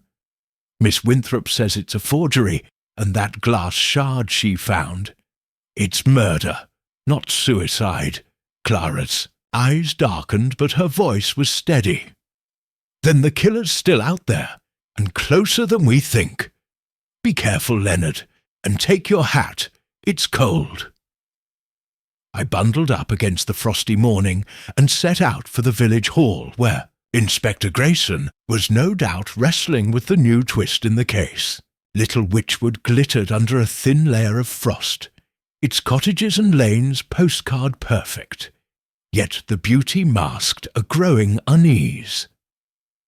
Villagers hurried past, their greetings curt, their eyes darting as if searching for the shadow of guilt among their neighbours. The church bell tolled 8, its chime a sombre reminder of the fragility of peace. At the village hall, Grayson was entrenched behind his desk, his face haggard, a cigarette burning in an ashtray. Constable Pike was sorting reports, his usual nervous energy subdued by the weight of 2 deaths. Grayson looked up as I entered, his expression a mix of exhaustion and irritation. "Mr. Mayfield, you're here again. I suppose Miss Winthrop's dragged you into this. I've got the chemist's report on that shard she found. Traces of chloral hydrate, not morphine. She was right, damn it. Farley was poisoned, then staged to look like an overdose." I felt a chill, despite the hall's stuffy warmth. "So, it's murder, not suicide. Does this mean the case is reopened?" Grayson grunted, crushing his cigarette. "It means more work. We're tracing this James Carver, the London man from Hawthorne's letter. And I'm rechecking alibis, Sylvia Hawthorne's, Vance's, Mrs. Brent's. They're all shaky, but no one's cracking." Before I could respond, Miss Eleanor Winthrop arrived, her shawl flecked with frost, her spectacles catching the light. Her presence was a quiet command, her sharp eyes sweeping the room like a hawk's. "Inspector, Mr. Mayfield," she greeted, folding her umbrella. "Chloral hydrate, I hear. A subtle choice, quick and silent. Our killer is no amateur. I propose a visit to Mr. Ellis, Hawthorne's solicitor in Market Drayton. His letter may hold the key to both deaths." Grayson's jaw tightened, but he was learning to value her insight. "I've got a copy of the letter, but Ellis might know more." "Go, but I want a full report. Pike, arrange a car." We set out for Market Drayton, a market town 10 miles away, in a police car driven by a taciturn sergeant. The countryside rolled past, its fields silvered with frost, but my thoughts were on Farley's death. Chloral hydrate, a sedative, suggested a killer with access to drugs. Mrs. Brent, perhaps, through her brother's shady connections, or even Sylvia, if she'd pilfered from Farley's surgery. Miss Winthrop, beside me, was silent, her notebook open, her pen sketching a diagram of the rectory study. "The scratch on the floor," she murmured, "and that loose latch. They're linked, I'm sure, but the mechanism eludes me. Market. Drayton was bustling, its cobbled streets lined with shops and a market square alive with vendors. Mr. Ellis's office was a narrow building, its brass plaque polished to a gleam. Ellis, a stooped man in his 70s with a face like crumpled parchment, greeted us with formal courtesy, ushering us into a cluttered room lined with legal tomes. "Inspector Grayson's request reached me," he said, adjusting his glasses. "I've the original letter Hawthorne sent, and I can tell you it's a curious document." He produced a single sheet, its bold script unmistakably Hawthorne's. Miss Winthrop read it aloud, her voice clear. "Mr. Ellis, I've uncovered a betrayal that threatens my estate. James Carver, my former partner, has been siphoning funds, aided by someone closer to home. I intend to confront them and revise my will accordingly. Expect my visit tomorrow to finalize details. R. Hawthorne." I leaned forward, my pulse quickening. A betrayal closer to home. Could it be Sylvia or someone else at Witchwood Hall? Ellis cleared his throat. Hawthorne was explicit about revising his will. He planned to reduce Miss Sylvia's inheritance, citing her unsuitable attachment to Mr. Vance. He mentioned a cousin in Bristol as an alternative heir, but the new will was never signed. He died that evening. Miss Winthrop's pen scratched furiously. "And this Carver, did Hawthorne describe him?" Ellis nodded. "A tall, sharp-faced man," he said, "with a history of shady dealings. Hawthorne suspected Carver was colluding with a local, though he didn't name them. He was furious, said he'd expose the lot." We thanked Ellis and left, the letter's weight settling over us. In the car, Miss Winthrop's eyes gleamed. "A local accomplice," she said. "Sylvia, perhaps, if she feared disinheritance. Or Vance, protecting her future. Even Mrs. Brent, if her brother's tied to Carver's schemes. And Farley, his death suggests he knew too much about this betrayal." Back in Little Witchwood, the village was abuzz with Farley's death. The news of murder rather than suicide fueling fresh gossip. We stopped at the rectory, where Clara had prepared a lunch of soup and crusty bread, her calm presence a balm to my rattled nerves. Over the meal, Miss Winthrop shared the solicitor's revelation, her voice low to avoid Jenny, who was scrubbing the kitchen floor. "The letter points to a conspiracy," she said, ladling soup. "Carver's theft, a local traitor, and a will in flux. Farley's murder fits. He may have overheard Hawthorne's plans or treated someone involved, making him a liability." Clara, slicing bread, frowned. "Could Mrs. Brent's brother be the link to Carver? If he's a criminal, as people say, he might know London types." "An excellent theory, Mrs. Mayfield," Miss Winthrop said, her pen pausing. "We'll visit Mrs. Brent again. Her tea-room's view and her defensive manner suggest she's hiding more than grief. And we must recheck Sylvia's river path. That bruise Ellen mentioned, it's no coincidence." After lunch, we headed to the tea-room, where Mrs. Brent was serving a small crowd, her face a mask of composure. The tea-room's cosy warmth was at odds with the tension in her eyes as she spotted us. Miss Winthrop ordered tea, her tone disarming. "Mrs. Brent, this second tragedy must be a shock. Did Dr. Farley ever mention Mr. Hawthorne's business dealings? Perhaps something about a London man named Carver?" Mrs. Brent's hand froze on the teapot, her voice sharp.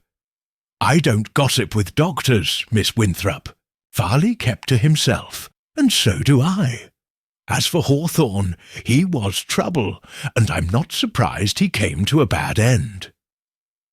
Miss Winthrop's smile was serene. Of course, but your brother, Hawthorne's threats to expose him must have been distressing. Was he ever in contact with Carver? Mrs. Brent's face reddened, and she set the pot down with a clatter. My brother's in Birmingham, and he's no concern of yours. Leave it, or you'll regret prying. The outburst drew stares, and Miss Winthrop thanked her calmly. But as we left, she whispered, "She's rattled. Her brother's a sore point, and that reaction to Carver's name. We're close to something, Mr. Mayfield." Our next stop was the river path, where Sylvia's muddy shoes and hidden bruise lingered in my mind. The path was quiet, the willows drooping under frost, the river a sluggish silver. Miss Winthrop scanned the ground, her eyes sharp, and paused at a patch of trampled reeds. "Here," she said, pointing to a faint impression. "A heel mark, small and narrow, like a woman's shoe." Nearby, a scrap of fabric, dark green, caught on a thorn. Sylvia's scarf was green, wasn't it? This suggests a struggle, or haste. I nodded, my stomach knotting. She met someone here before returning to the hall. But who? Miss Winthrop tucked the fabric into an envelope. "We'll ask Ellen if it matches. Sylvia's missing hour is critical. She's either a victim or a conspirator."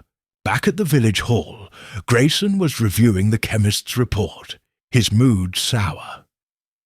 "Chloral hydrate's rare," he said. "Farley had none in his stock, which means the killer brought it. I'm leaning toward Vance. His alibi's a lie, and he's got motive." "But this Carver angle complicates things," Miss Winthrop interjected, her tone firm. "Inspector, the letter suggests a local accomplice. Mrs. Brent's brother is a possibility, given her reaction, and Sylvia's movements, her maid's account and this fabric, point to a meeting by the river. We need to confront her." Grayson agreed to summon Sylvia, and we returned to the rectory to plan our next move. Clara was in the parlour, mending a curtain, her face thoughtful. "Leonard, Jenny heard something at the market," she said. "A rumour that Hawthorne was planning to sell part of his estate to settle debts. Could that be tied to Carver?" Miss Winthrop's pen paused. "Debts? That's new. If Hawthorne was desperate, it explains his urgency with the solicitor. We'll ask Tom Harris at the pub. He hears everything." That evening we visited the pub, its warmth a contrast to the icy night. Harris was polishing glasses, his face grim. "Aye, there was talk of Hawthorne selling land," he said. "Heard it from a tenant last month. Said he needed cash quick, something about a bad investment. That London man, Carver, might have been pressing him." Miss Winthrop's notebook filled. "And this tenant, did they mention anyone else involved?" Harris shrugged. "Just that. Sylvia was against it, said the land was her future. Vance was riled up too, thought it'd ruin his view. We thanked him and stepped into the cold. The village now a patchwork of light and shadow." Miss Winthrop's voice was resolute. "Debts, a will, a betrayal, and 2 murders. The killer is protecting their stake, money, freedom, or revenge. Tomorrow we confront Sylvia and reinspect the study. That scratch and latch are the key to the locked room." I saw her to Rose Cottage, the stars sharp above, and returned to the rectory, where Clara was reading by the fire. The study loomed. In my mind, its secret's a locked vault. Miss Winthrop's clarity was a beacon. But Farley's murder was a stark reminder. The killer was ruthless, and their next move could strike closer to home. As I locked the door, the church bell tolled, its mournful note a warning that in Little Witchwood the truth was a dangerous quarry. Chapter 9. The trap is set. The 8th day since Reginald Hawthorne's murder enveloped Little Witchwood in a deceptive calm, the kind that precedes a storm's breaking. The rectory, once a sanctuary of faith, now stood as a grim sentinel, its locked study a vault of secrets that defied our every effort to unlock. The past week had spun a web of clues, charred paper fragments hinting at betrayal, a white smudge on a trellis, a boy's glimpse of a figure with a glinting tool, a London stranger named Carver, and the chilling murder of Dr. Simon Farley, staged to mimic a guilty suicide. Each revelation tightened the knot of the mystery, yet the truth remained just beyond reach, a shadow dancing in the fog. I woke to a morning of sharp sunlight. The frost of previous days melted into a crisp clarity that belied the turmoil within. Me, Clara, ever the steady hand, was in the kitchen, kneading dough for scones, her calm efficiency a counterpoint to my restless thoughts. "Leonard," she said, dusting flour from her hands, "you're pacing again, and it's no wonder, with 2 murders under our roof. Miss Winthrop will be at the village hall, I'm sure, plotting her next move. Go join her. You'll only fret here." I sighed, rubbing my temples. "You're right, Clara, but it's maddening. Farley's death, that forged note, the chloral, hydrate. Miss Winthrop says the killer's tying loose ends, but who? Sylvia's evasions, Vance's lies, Mrs. Brent's secrets. They're all tangled, and the locked room mocks us." Clara's eyes softened, but her voice was firm. "Then let Miss Winthrop untangle it. She's sharper than Grayson's lot. Take your coat. It's brisk out there." I bundled up and stepped into a village aglow with autumn light, the leaves a blaze of amber and crimson against the blue sky. Little Witchwood was stirring, its lanes alive with the clop of horse carts and the murmur of villagers, but the air carried a brittle edge as if each greeting masked a question. Who among us was a killer? The church tower loomed, its clock ticking toward 9, a reminder that time was slipping away. At the village hall, Inspector Grayson was entrenched behind, his desk, his face etched with the strain of a case that refused to resolve. Constable Pike was sorting witness statements, his pen scratching like a nervous pulse. Grayson looked up as I entered, his eyes bloodshot. "Mr. Mayfield, you're a regular now. We're chasing this Carver fellow. London police say he's a known swindler, but he's vanished. And Sylvia Hawthorne's alibi is crumbling. Her maid sticking to that 6:45 return, with mud and a bruise. I'm bringing her in again." I nodded, my mind turning to Miss Winthrop's theory of a local accomplice. Before I could speak, she arrived, her shawl neatly pinned, her spectacles glinting with purpose. Her presence was a quiet force, cutting through the hall's tension like a blade. "Inspector, Mr. Mayfield," she greeted, folding her umbrella. "I hear Mr. Carver's a ghost, but ghosts leave traces. I propose a new approach, a trap to flush out our killer. But first, may we discuss the chloral hydrate? Its source is critical." Grayson's jaw tightened, but he gestured to a chair. "The chemists confirmed it's not from Farley's stock, nor the local pharmacy. Someone brought it in. Vance, maybe, or Mrs. Brent's brother. Your trap Miss Winthrop. What is it?" Miss Winthrop's smile was serene, but her eyes gleamed with calculation. "A rumour, Inspector, spread discreetly. Will let it be known that I found a witness to Hawthorne's murder, someone who saw the killer clearly. It's a lie, but it will rattle the guilty. They'll act, and we'll be watching."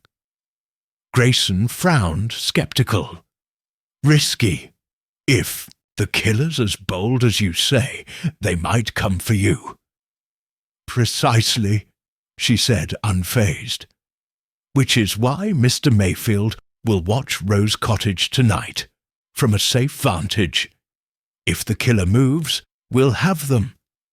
I felt a jolt of apprehension, but her confidence was infectious.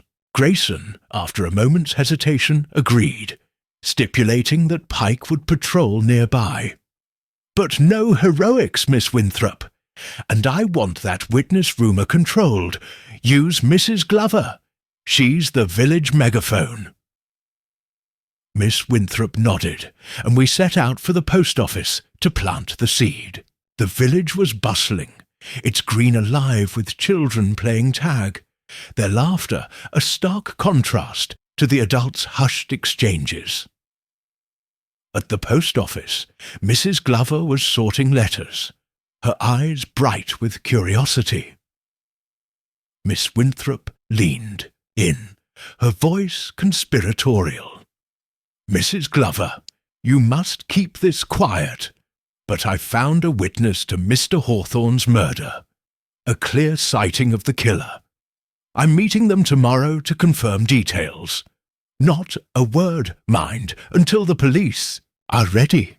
Mrs. Glover's jaw dropped, but she nodded, her eagerness to share barely contained. "Oh, Miss Winthrop, you can trust me.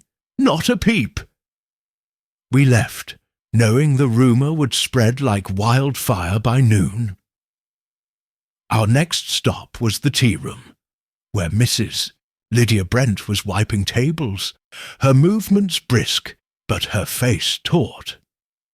The tea room's lace curtains framed a perfect view of the rectory, a fact Miss Winthrop never forgot. We ordered tea, and she engaged Mrs. Brent with her usual warmth. "Mrs. Brent, this business with Dr. Farley must be a shock.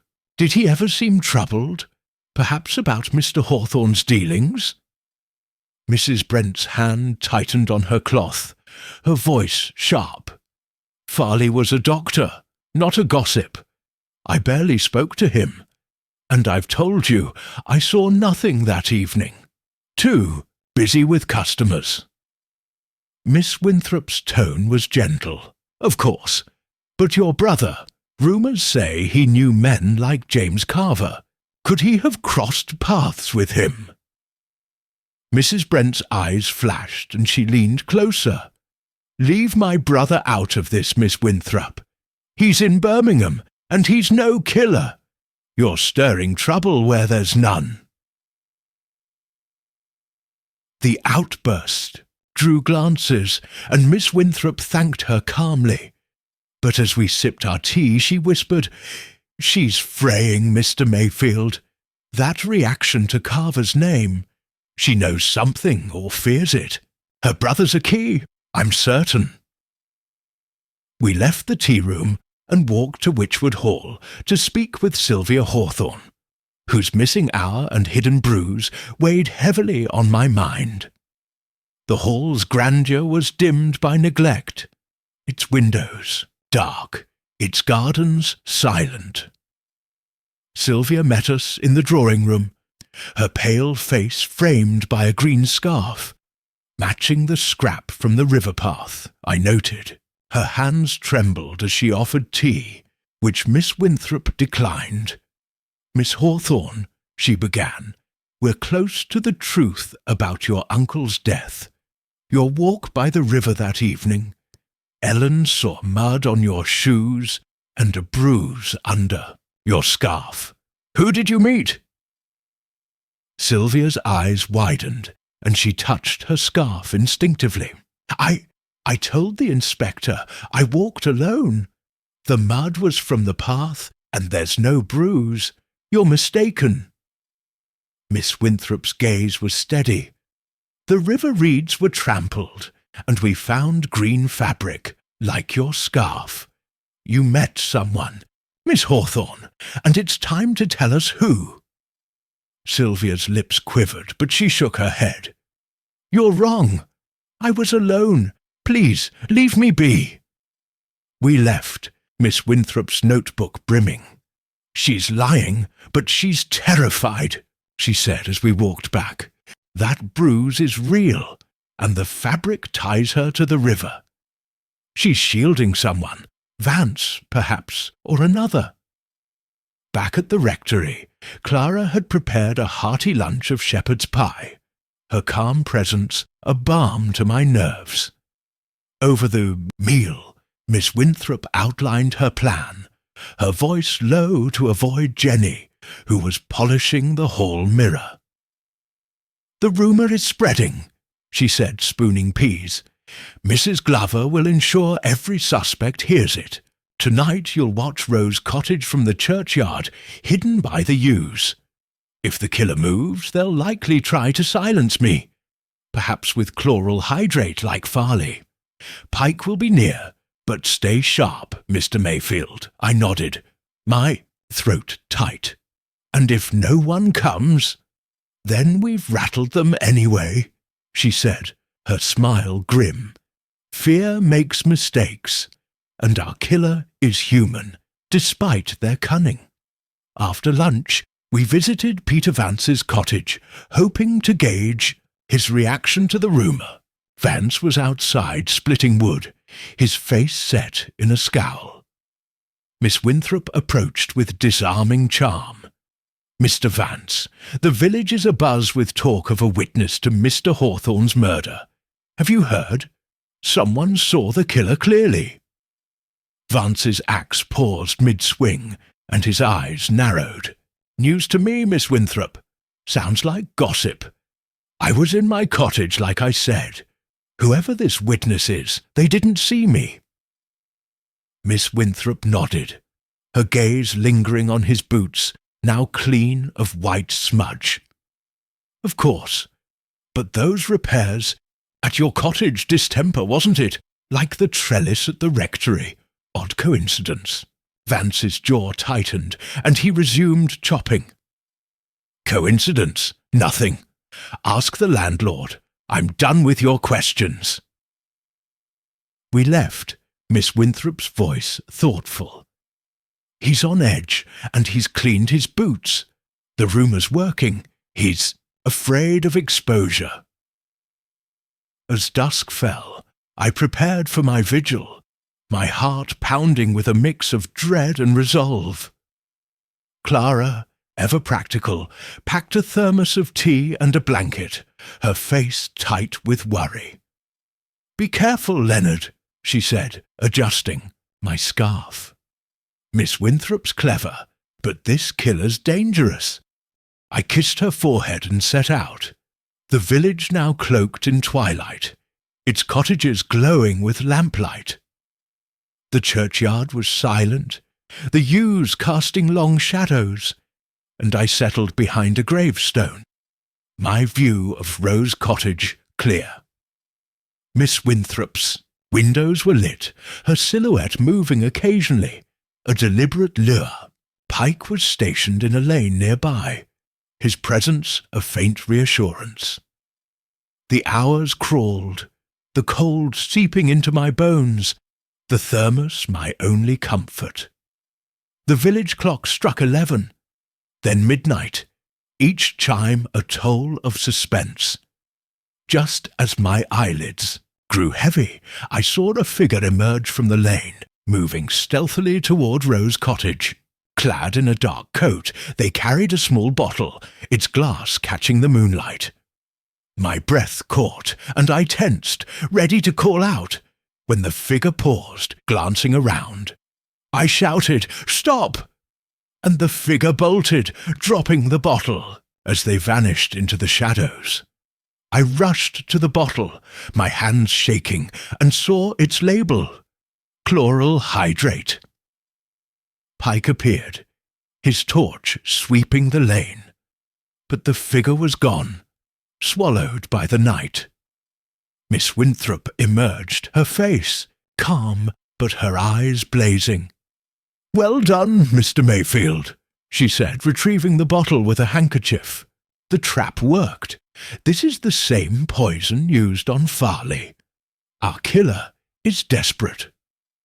Pike took the bottle for evidence, and we returned to the rectory, where Clara was waiting, her relief palpable. Miss Winthrop outlined the next steps, her voice resolute. "The killer knows we're close," she said, warming her hands by the fire. "This bottle links Farley's death to Hawthorne's, and the figure's coat, dark like Tommy's sighting, narrows our suspects. Sylvia's, Bruce, Vance's boots, Mrs. Brent's brother, they're all in play. Tomorrow we confront them at the village hall, and we re-inspect the study. That scratch and latch hold the secret to the locked room." I nodded, exhaustion warring with adrenaline. "And the London stranger, Carver?" "A loose thread," she said, "but the local accomplice is our focus. The killer acted tonight, and they'll act again if we don't move fast. As I saw her out, the village was a sea of darkness, the stars cold and distant. The rectory loomed behind me, its study a cipher of death. Miss Winthrop's trap had shaken the killer, but the danger was far from over. As I locked the door, the church bell tolled one, its note a warning that in Little Witchwood the hunter was now the hunted. Chapter 10. The Pieces Align. The 9th day since Reginald Hawthorne's murder cast Little Witchwood in a brittle light, as if the village were holding its breath, awaiting the final act of a tragedy that had gripped us all.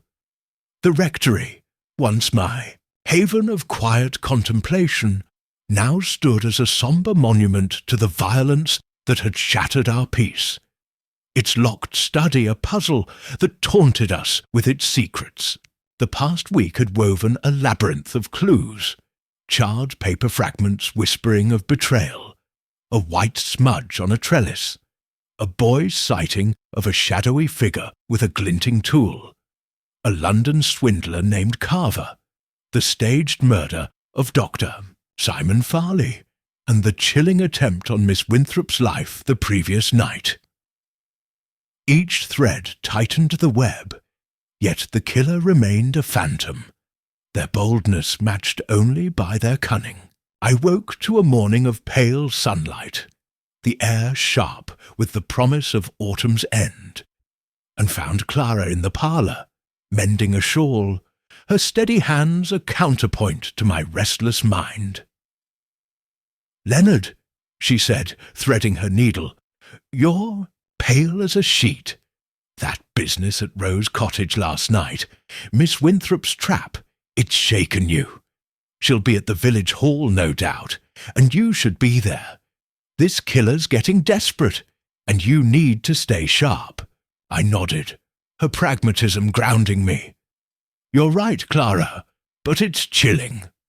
That bottle of chloral hydrate dropped by a figure in a dark coat, it's the same poison that killed Farley.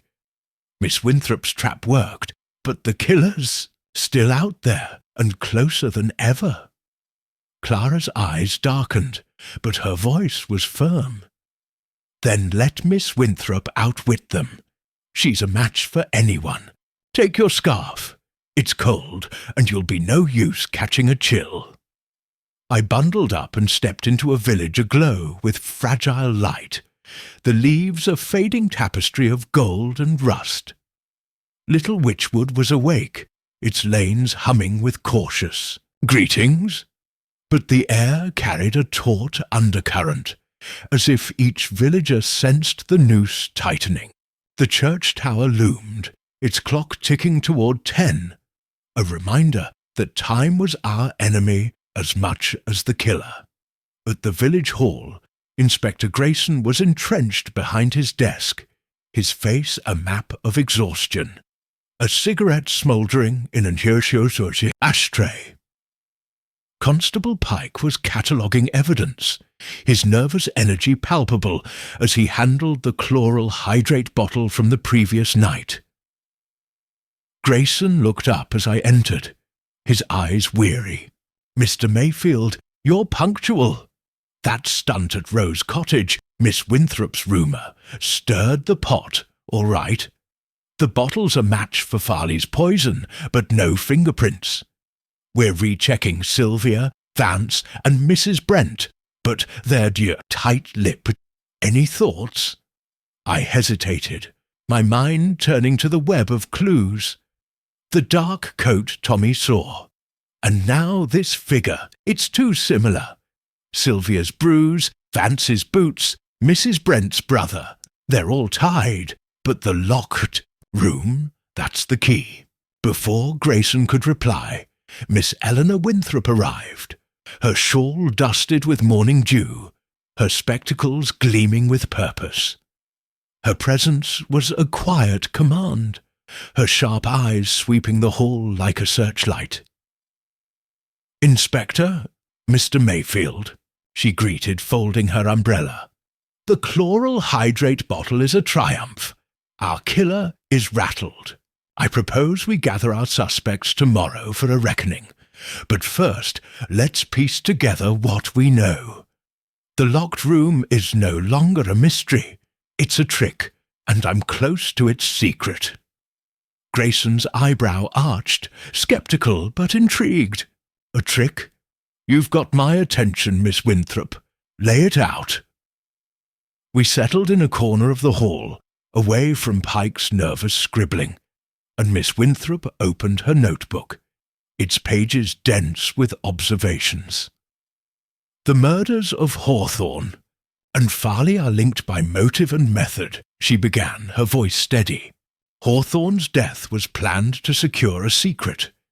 His letter to Ellis named Carver's theft, and a local accomplice, tied to a will change that threatened Sylvia's inheritance. Farley was killed because he knew too much, perhaps about the accomplice or the method. The chloral hydrate bottle confirms a single killer, or a pair working in concert." I leaned forward, my pulse quickening. "A pair? You think two people pulled this off?" She nodded, her pen tapping the page. "The locked room suggests it, one to commit the act, another to secure the illusion. Consider the evidence. The trellis smudge and Vance's boots point to an attempt to access the window, but the height and lack of ladder marks rule it out. The scratch on the floor, though, is a clue to a hidden mechanism. A panel, a trapdoor, or a manipulated lock. The loose window latch was a distraction, meant to suggest an impossible entry." Grayson grunted, crushing his cigarette. "A mechanism? In the rectory? That's a stretch, Miss Winthrop." "Not at all," she said, her smile faint. "Old houses are full of quirks, false panels, hidden hinges. The scratch suggests something was pried open, and Tommy's shiny tool fits. A lever, perhaps, or a slim blade. But let's consider our suspects' roles." She turned a page, her notes a map of the case. Sylvia Hawthorne, with her missing, hour and river bruise, was at the river path, meeting someone. Vance, likely, given their bond. Her fear and that green fabric scrap suggest coercion or complicity. Vance's alibi is a lie. His canvas shows daylight work, not dusk, and his boots tie him to the trellis. Mrs. Brent's tea-room view makes her a perfect lookout, and her brother's criminal ties to Carver are no coincidence. Each has a piece of the puzzle, but the chloral hydrate narrows it. I frowned, recalling the previous night. The figure in the dark coat. Could it be Mrs. Brent's brother, acting for her? Miss Winthrop's eyes gleamed. Possible, but unlikely. The brothers in Birmingham, and the figure's build was slight, more like Vance or Sylvia. Mrs. Brent's role is subtler. She watched, perhaps signalled. The killer needed eyes on the rectory, and her tea-room's position is ideal. Grayson leaned back, sceptical. So, you're saying Mrs. Brent watched, Vance climbed, and Sylvia, what, held the tool? Not quite, Miss Winthrop said. Sylvia's bruise suggests she was manipulated, threatened, perhaps, to stay silent. Vance is our physical actor, but the mastermind is someone with access to chloral hydrate and knowledge of Farley's surgery. Mrs. Brent's brother may have supplied the poison, but she's the linchpin coordinating the act. I felt a chill, the pieces shifting into focus. And the locked room? How did they do it? Miss Winthrop closed her notebook, her voice low. The scratch on the floor is our answer. It's not a random mark. It's where a hidden panel was pried open, likely in the desk or floorboard. The killer entered or exited through it, locking the door from inside to create the illusion. The key was already in the lock, untouched, as you saw, Mr. Mayfield. The window latch was loosened to mislead us, but the trellis was a failed attempt. Vance tried to climb, left the smudge, but couldn't reach. Grayson's eyes narrowed. A hidden panel? We searched that room top to bottom. Not thoroughly enough, she said, undeterred.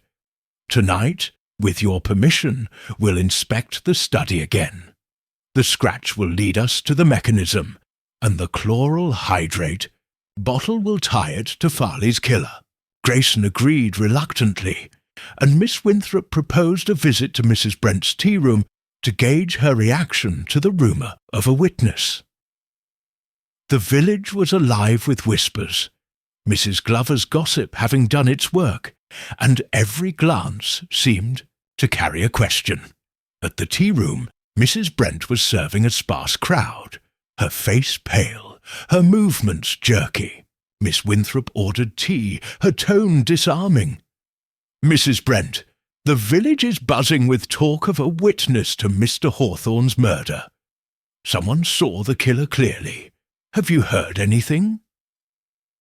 Mrs. Brent's hand shook, spilling tea. Witness!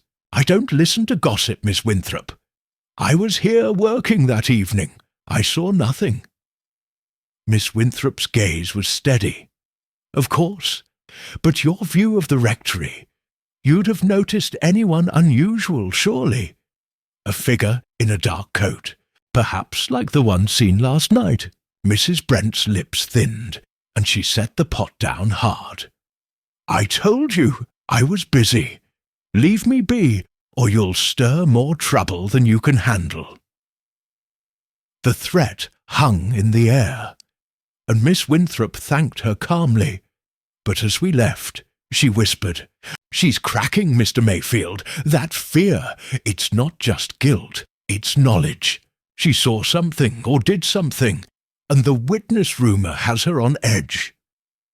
Our next stop was Witchwood Hall, where Sylvia Hawthorne was alone, her eyes red-rimmed, her green scarf gone, revealing a faint bruise on her neck. Miss Winthrop approached, gently. Miss Hawthorne, we're close to the truth. The witness rumour has stirred the killer. They tried to silence me last night. Your bruise, the river meeting. Who hurt you? Sylvia's hands twisted, her voice barely a whisper. No one hurt me. It's a scratch from a branch. I walked alone, I swear. Miss Winthrop's tone was kind but firm. The fabric we found matches your scarf, and your maid saw mud. You met someone, and it's time to tell us. Was it Mr. Vance or another?" Sylvia's eyes filled with tears, but she shook her head. "You're wrong. Please, leave me alone." We left, Miss Winthrop's notebook brimming.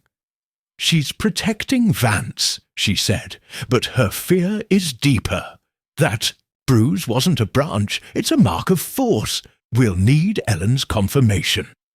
Back at the rectory, Clara had prepared a lunch of roast chicken and potatoes, her calm presence a lifeline. Over the meal, Miss Winthrop laid out her theory, her voice low to avoid Jenny, who was washing dishes. "The pieces are aligning," she said, carving a slice of chicken. Vance tried the trellis, failed but left the smudge. Mrs. Brent watched from her tea room, signalling when Hawthorne was alone. Sylvia was coerced, her bruise a warning to stay silent. The hidden panel in the study allowed the killer to enter, shoot Hawthorne, and lock the door from inside, creating the illusion Farley was killed because he suspected the mechanism or knew of Carver's local ally. I frowned, the study vivid in my mind. And the chloral hydrate, who had access? Mrs. Brent's brother, she said, or Vance, through underworld contacts. The bottle last night was a desperate move. The killer fears our witness lie. Tonight's inspection will confirm the panel, and tomorrow's gathering will force their hand. After lunch, we visited Peter Vance's cottage, finding him painting, his face set in a scowl. Miss Winthrop's tone was brisk. "Mr. Vance, the witness rumour has the killer rattled. They dropped a bottle of chloral hydrate last night. Your boots, cleaned of that white smudge, were seen near the rectory. Care to explain?" Vance's brush paused, his eyes wary. "I told you I was. Here, the smudge was from my cottage. This witness is nonsense. I didn't kill anyone." Miss Winthrop nodded, her gaze lingering on his hands, faintly stained with paint. "Of course, but chloral hydrate is rare, and you've travelled to Birmingham, haven't you? Near Mrs. Brent's brother?" Vance's face reddened, and he slammed the brush down. "Get out, both of you. I'm done with your games." We left, Miss Winthrop's voice thoughtful. "He's hiding something, but he's not the mastermind. He's the muscle, acting on another's orders." That evening, with Grayson's permission, we returned to the study. The room cold and silent, its chalk outline a grim reminder. Miss Winthrop lit a lamp, its glow casting jagged shadows, and knelt by the floor scratch, her fingers probing the boards. "Here," she said, pressing a seam that gave slightly. With a penknife, she pried open a small panel, revealing a narrow space beneath. Empty, but wide enough for a slim figure to slip through. "The mechanism," she said, triumphant. The killer entered from below, locked the door, and exited, leaving the key untouched. I stared, awestruck. "Below? There's no basement." "Not a basement," she said, "but a crawl space, likely from the old house. It connects to the garden, I'd wager, near the trellis." Grayson, summoned to see, was grudgingly impressed. "Clever, I'll give you that. We'll search the crawl space tomorrow. But who used it?" Miss Winthrop's eyes gleamed. "Tomorrow's gathering will tell us. The killer's among our three, Sylvia, Vance, Mrs. Brent. The panel and the poison will point the way." We left the study, locking it, and returned to the parlour, where Clara was knitting, her face tight with worry. Miss Winthrop outlined the plan, her voice resolute. "The trap is closing, Mr. Mayfield. The panel explains the locked room. The bottle ties to Farley. and the letter names the motive. Tomorrow we confront them, and the killer will betray themselves. I saw her out, the village a sea of darkness, the stars cold above. The rectory loomed, its study no longer a mystery, but a trap sprung. Miss Winthrop's clarity was a beacon, but the killer's desperation was a warning. The final move was near, and in Little Witchwood the truth was a deadly prize. As I locked the door, the church bell tolled its note a call to the reckoning ahead. Chapter 11. The Confrontation. The 10th day since Reginald Hawthorne's murder dawned with a quiet intensity, as if Little Witchwood itself sensed the reckoning at hand. The rectory, once a beacon of peace, now stood as the epicentre of a mystery that had ensnared us all, its locked study no longer an enigma, but a stage for the truth's unveiling. The past 9 days had spun a web of clues, charred paper fragments hinting at betrayal, a white smudge on a trellis, a boy's glimpse of a figure with a glinting tool, a London swindler named James Carver, the staged murder of Dr. Simon Farley, and the desperate attempt on Miss Winthrop's life with a bottle of chloral hydrate. Each thread had led us to this moment, a gathering designed to unmask the killer who had struck with such chilling precision. I woke to a morning of pale gold, the air crisp and the sky clear, but my heart was heavy with anticipation. Clara, ever my anchor, was in the kitchen, preparing a pot of tea, her calm demeanour a contrast to the storm brewing within me. "Leonard," she said, pouring a cup, "you're as tense as a bowstring. Today's the day, isn't it? Miss Winthrop's gathering at the village hall. She'll have the killer cornered, mark my words. Go and be her support. But be careful, this murderer's ruthless." I managed a weak smile, her faith in Miss Winthrop bolstering my resolve. "You're right, Clara, but it's daunting. The hidden panel in the study, the chloral hydrate, Sylvia's bruise, Vance's boots, Mrs. Brent's secrets. They're all pointing somewhere, but I can't see the whole picture yet." Clara's eyes were steady. "Miss Winthrop sees it. Trust her, and stay sharp. Take your coat. It's chilly, and you'll need your wits about you." I donned my coat and scarf, stepping into a village bathed in autumn's fading glory, the leaves a carpet of amber and russet underfoot. Little Witchwood was subdued, its lanes quiet, as if every villager sensed the weight of the day.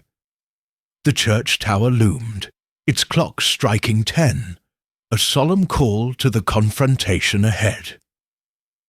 At the village hall, the air was charged with expectation. The usual clutter of parish notices cleared for a long table, where Inspector Grayson sat, his face a mask of grim determination. Constable Pike stood by, his notebook open, his nervous energy barely contained. The hall was sparsely populated, with only the key players summoned, Sylvia Hawthorne, Peter Vance, and Mrs. Lydia Brent, each seated with varying degrees of unease. Grayson nodded as I entered, his voice curt. "Mr. Mayfield, you're here for Miss Winthrop, I presume. She's insisted on this gathering, and I've agreed, but I want no theatrics. We've got evidence, the panel, the poison, the letter. Let's end this." I took a seat near the back, my pulse quickening as Miss Eleanor Winthrop arrived, her shawl neatly pinned, her spectacles gleaming with quiet authority. Her presence was a beacon, her sharp eyes sweeping the room, taking in each suspect's posture, each flicker of expression. "Inspector Mr. Mayfield, ladies and gentlemen," she began, her voice clear and measured. We are here to resolve the murders of Reginald Hawthorne and Dr. Simon Farley, crimes that have shaken our village to its core. The killer is among us, and today the truth will be laid bare. Sylvia Hawthorne sat rigid, her pale hands clasped, her green scarf absent, revealing a faint bruise on her neck. Peter Vance slouched beside her, his dark hair falling over his brow, his eyes defiant but wary. Mrs. Brent, at the table's end, gripped her handbag, her face a mask of strained composure. The tension was palpable, a taut wire ready to snap. Mr. Kenchief, Winthrop opened her notebook, its pages a chronicle of the case, and began. Let us start with Mr. Hawthorne's death, found shot in a locked study, the key in the door, the window too high for entry. The police suspected suicide, but I knew it was murder, a clever illusion designed to baffle us. The clues were subtle, burned paper fragments with words like trust and betrayed, a white smudge on the trellis, a scratch on the floor, and a loose window latch. These pointed to a hidden mechanism, which we found last night, a panel beneath the study floor leading to a crawl space that exits near the garden trellis. Grayson nodded, his skepticism softened by the discovery. The panel explains the locked room, but who used it? Miss Winthrop's gaze was steady. To answer that, we must consider motive. Hawthorne's letter to his solicitor, Mr. Ellis, revealed a betrayal. James Carver, his London partner, was stealing funds, aided by a local accomplice. Hawthorne planned to change his will, cutting Sylvia's inheritance due to her attachment to Mr. Vance. This threatened several people. Sylvia, who faced disinheritance, Vance, who relied on her future wealth, and Mrs. Brent, whose brothers, criminal ties to Carver, were at risk of exposure. Sylvia's hands trembled, and Vance shifted, his jaw tight. Mrs. Brent's grip on her handbag tightened, her eyes darting to the door. Miss Winthrop continued, undeterred. Dr. Farley's murder was the second act. Staged as a suicide with a forged note, he was poisoned with chloral hydrate, a rare sedative not in his stock. Why? Because he knew too much, perhaps about the accomplice or the method. The same poison appeared last night, when a figure in a dark coat tried to silence me, rattled by our rumour of a witness. Pike, scribbling furiously, paused, and Grayson leaned forward. Get to it, Miss Winthrop. Who's the killer? She turned a page, her voice calm but relentless. Let's examine our suspects. Sylvia, your missing hour that evening with river mud on your shoes and a bruise on your neck suggests a meeting, perhaps with Vance, who pressured you to act or stay silent. Your fear is real, but is it guilt or coercion? Sylvia's voice was a whisper. I walked alone, Miss Winthrop. I swear it. Miss Winthrop nodded, her gaze shifting to Vance. Mr. Vance, your alibi is a lie. Your canvas shows daylight work, not dusk. Your boots, once smudged with distemper like the trellis, place you at the rectory. Did you try to climb or use the panel? Vance's face reddened, his voice sharp. I was in my cottage painting. You've got nothing on me. Miss Winthrop's eyes moved to Mrs. Brent. Mrs. Brent, your tea-room's view of the rectory made you the perfect lookout. Your brother's ties to Carver, and your reaction to his name suggest a deeper role. Did you signal when Hawthorne was alone, or supply the chloral hydrate? Mrs. Brent's lips thinned, her voice icy. "I saw nothing, and my brothers, no killer.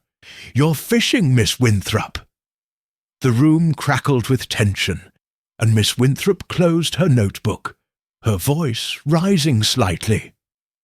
The killer required 2 roles, one to act, one to watch. The panel allowed entry. Vance, with his agility and motive, slipped through the crawl space, shot Hawthorne, and locked the door from inside, exiting beneath. Mrs. Brent, from her tea-room, signalled when the study was clear, her brother providing the poison later used on Farley. Sylvia, coerced by Vance, stayed silent, her bruise a mark of his control. Vance leapt to his feet, his fists clenched. "That's a lie! I didn't touch Hawthorne, and Sylvia's bruise. It's nothing. Tell them, Sylvia." Sylvia's eyes filled with tears, her voice breaking. "Peter, stop! I can't lie any more. You told me to keep quiet, said it was for us, but I didn't know you'd kill him." The hall gasped, and Vance's face paled, his defiance crumbling. "Sylvia, you fool! I didn't—" Mrs. Brent interrupted, her voice shrill. "It was Vance, not me. He came to my tea-room, asked me to watch the rectory, said it was for Sylvia's sake. I didn't know he'd murder anyone." Miss Winthrop raised a hand, her voice cutting through the chaos. "Mr. Vance planned the act, but Mrs. Brent, you were complicit. You signalled, and your brother supplied the chloral hydrate for Farley's murder, fearing he'd expose you. The letter to Ellis named Carver's accomplice, your brother, Mrs. Brent, whose criminal network Hawthorne was set to unravel." Grayson stood, his voice booming. "Enough! Vance, Mrs. Brent, you're under arrest. Pike, cuff them!" Vance lunged for the door, but Pike tackled him, pinning him to the floor. Mrs. Brent collapsed, sobbing, her handbag spilling its contents. A key, a handkerchief and a small vial, unlabelled but ominous. Sylvia wept, her hands covering her face as Grayson's men secured the scene. Miss Winthrop turned to me, her voice low. "It's over, Mr. Mayfield. Vance was the killer, driven by fear of losing Sylvia's inheritance. Mrs. Brent was his eyes, her brother the poison source. Sylvia, poor girl, was caught in their web, her silence bought with threats." I nodded, my mind reeling. "And the locked room? The panel was the key?" "Precisely," she said. "Vance used the crawl space, accessed via the garden to enter and exit, locking the door to create the illusion.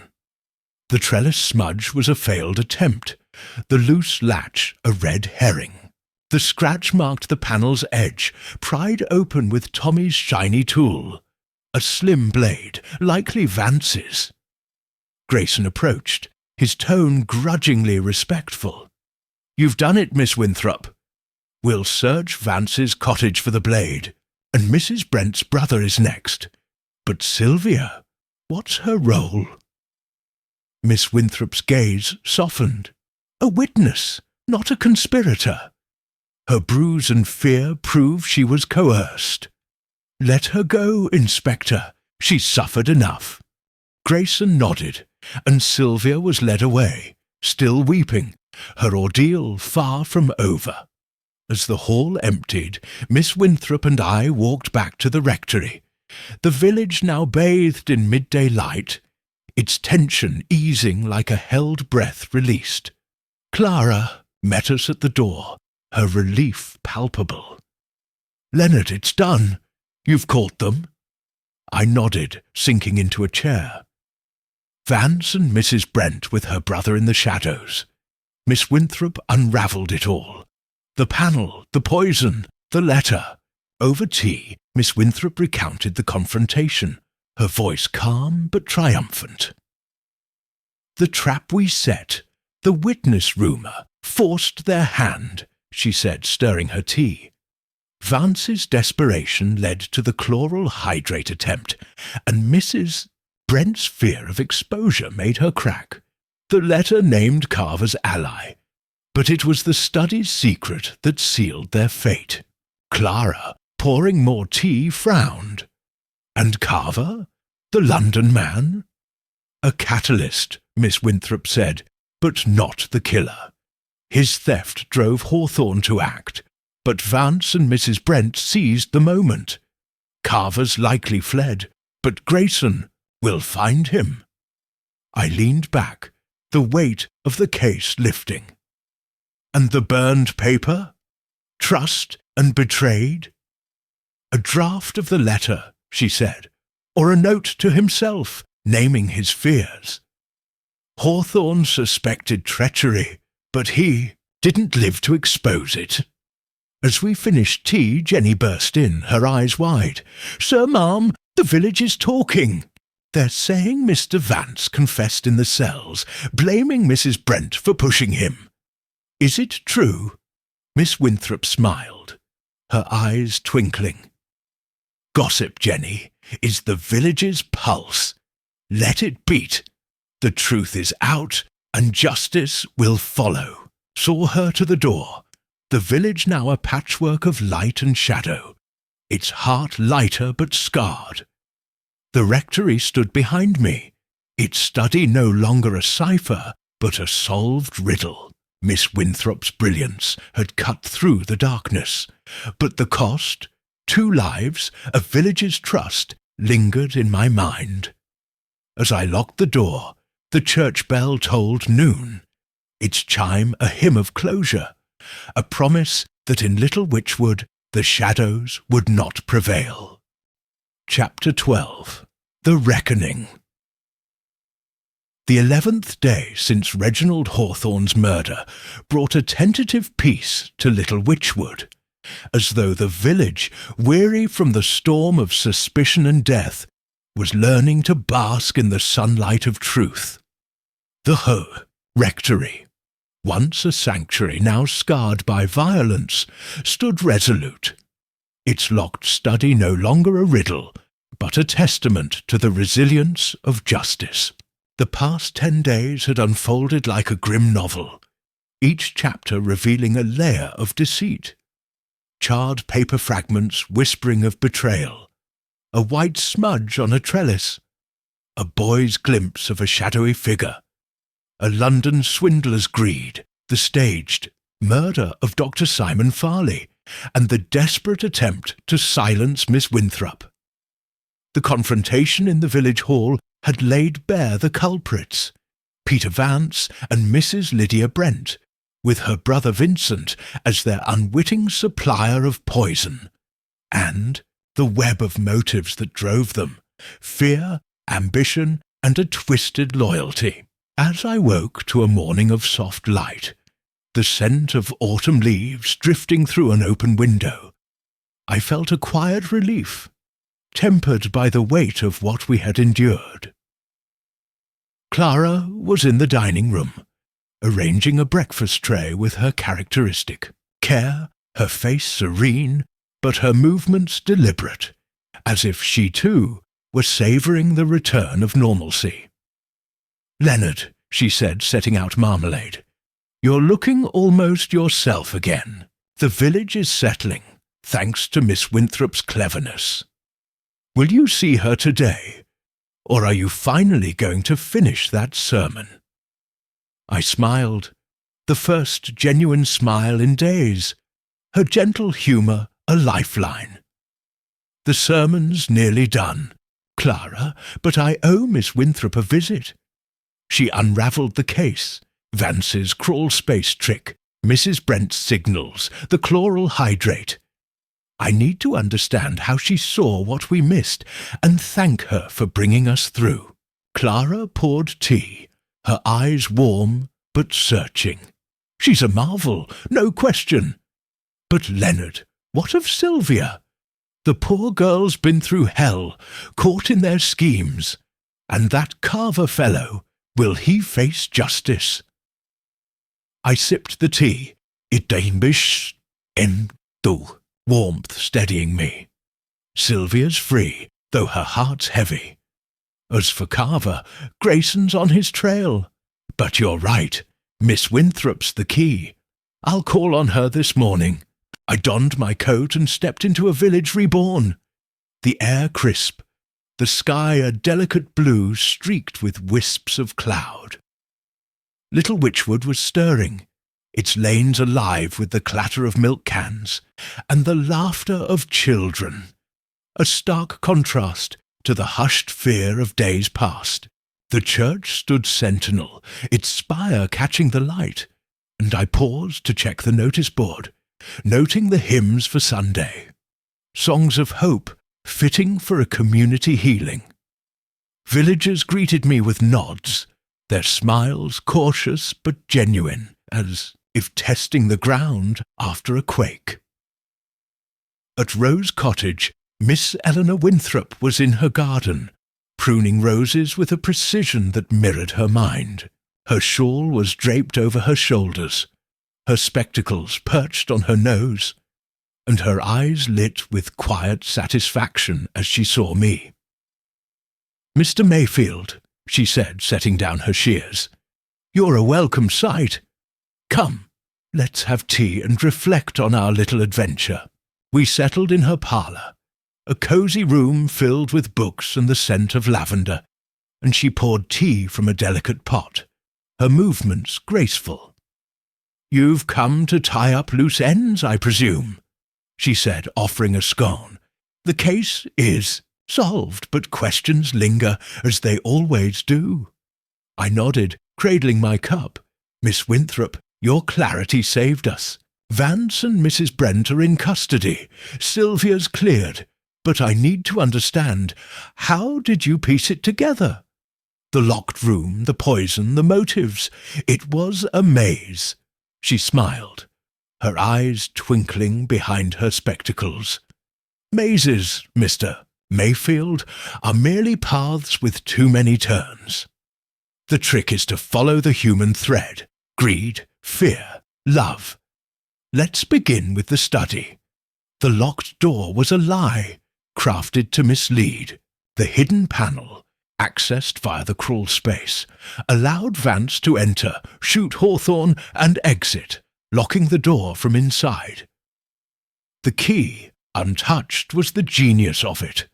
No one suspected a secret route. I leaned forward, the study vivid in my mind. "And the scratch on the floor? That led you to the panel?" "Precisely," she said, stirring her tea. "The scratch was a pry mark, made by Vance's blade, Tommy's shiny tool. He tried the trellis first, leaving the white smudge, but failed to reach the window. The crawl space was his fallback, likely discovered during repairs at his cottage, which used the same distemper. The loose latch was a decoy, meant to draw our eyes upward." I nodded, marvelling at her insight. "And Mrs. Brent's role? Her tea-room view was critical, wasn't it?" "Indeed," she said, her pen resting on her notebook, now closed but brimming with the case's chronicle. "Mrs. Brent was the lookout, signalling Vance when Hawthorne was alone. Her tea-room's window gave her a clear line to the rectory gate. Her brother Vincent, a small-time crook, supplied the chloral hydrate, not knowing its full purpose. She acted out of fear. Hawthorne's threats to expose Vincent's past were a sword over her head." I frowned, recalling the confrontation. "And Sylvia? Her bruise, the river path. She was coerced." Miss Winthrop's gaze softened. "Poor Sylvia was a pawn. Vance, desperate to secure her inheritance, pressured her to stay silent. The bruise was his doing, a warning during their river meeting, where the green fabric tore. She lied to protect him, torn between love and fear. But her confession broke the case. I sipped my tea, the pieces falling into place. And Farley's murder? Why him? Farley was a threat, she said, her voice grave. As a doctor, he noticed details, perhaps Sylvia's bruise or Vance's agitation. He may have suspected the crawl space, having treated a tenant injured during estate repairs. Vance, with Mrs. Brent's poison, staged the suicide, forging the note to close the case.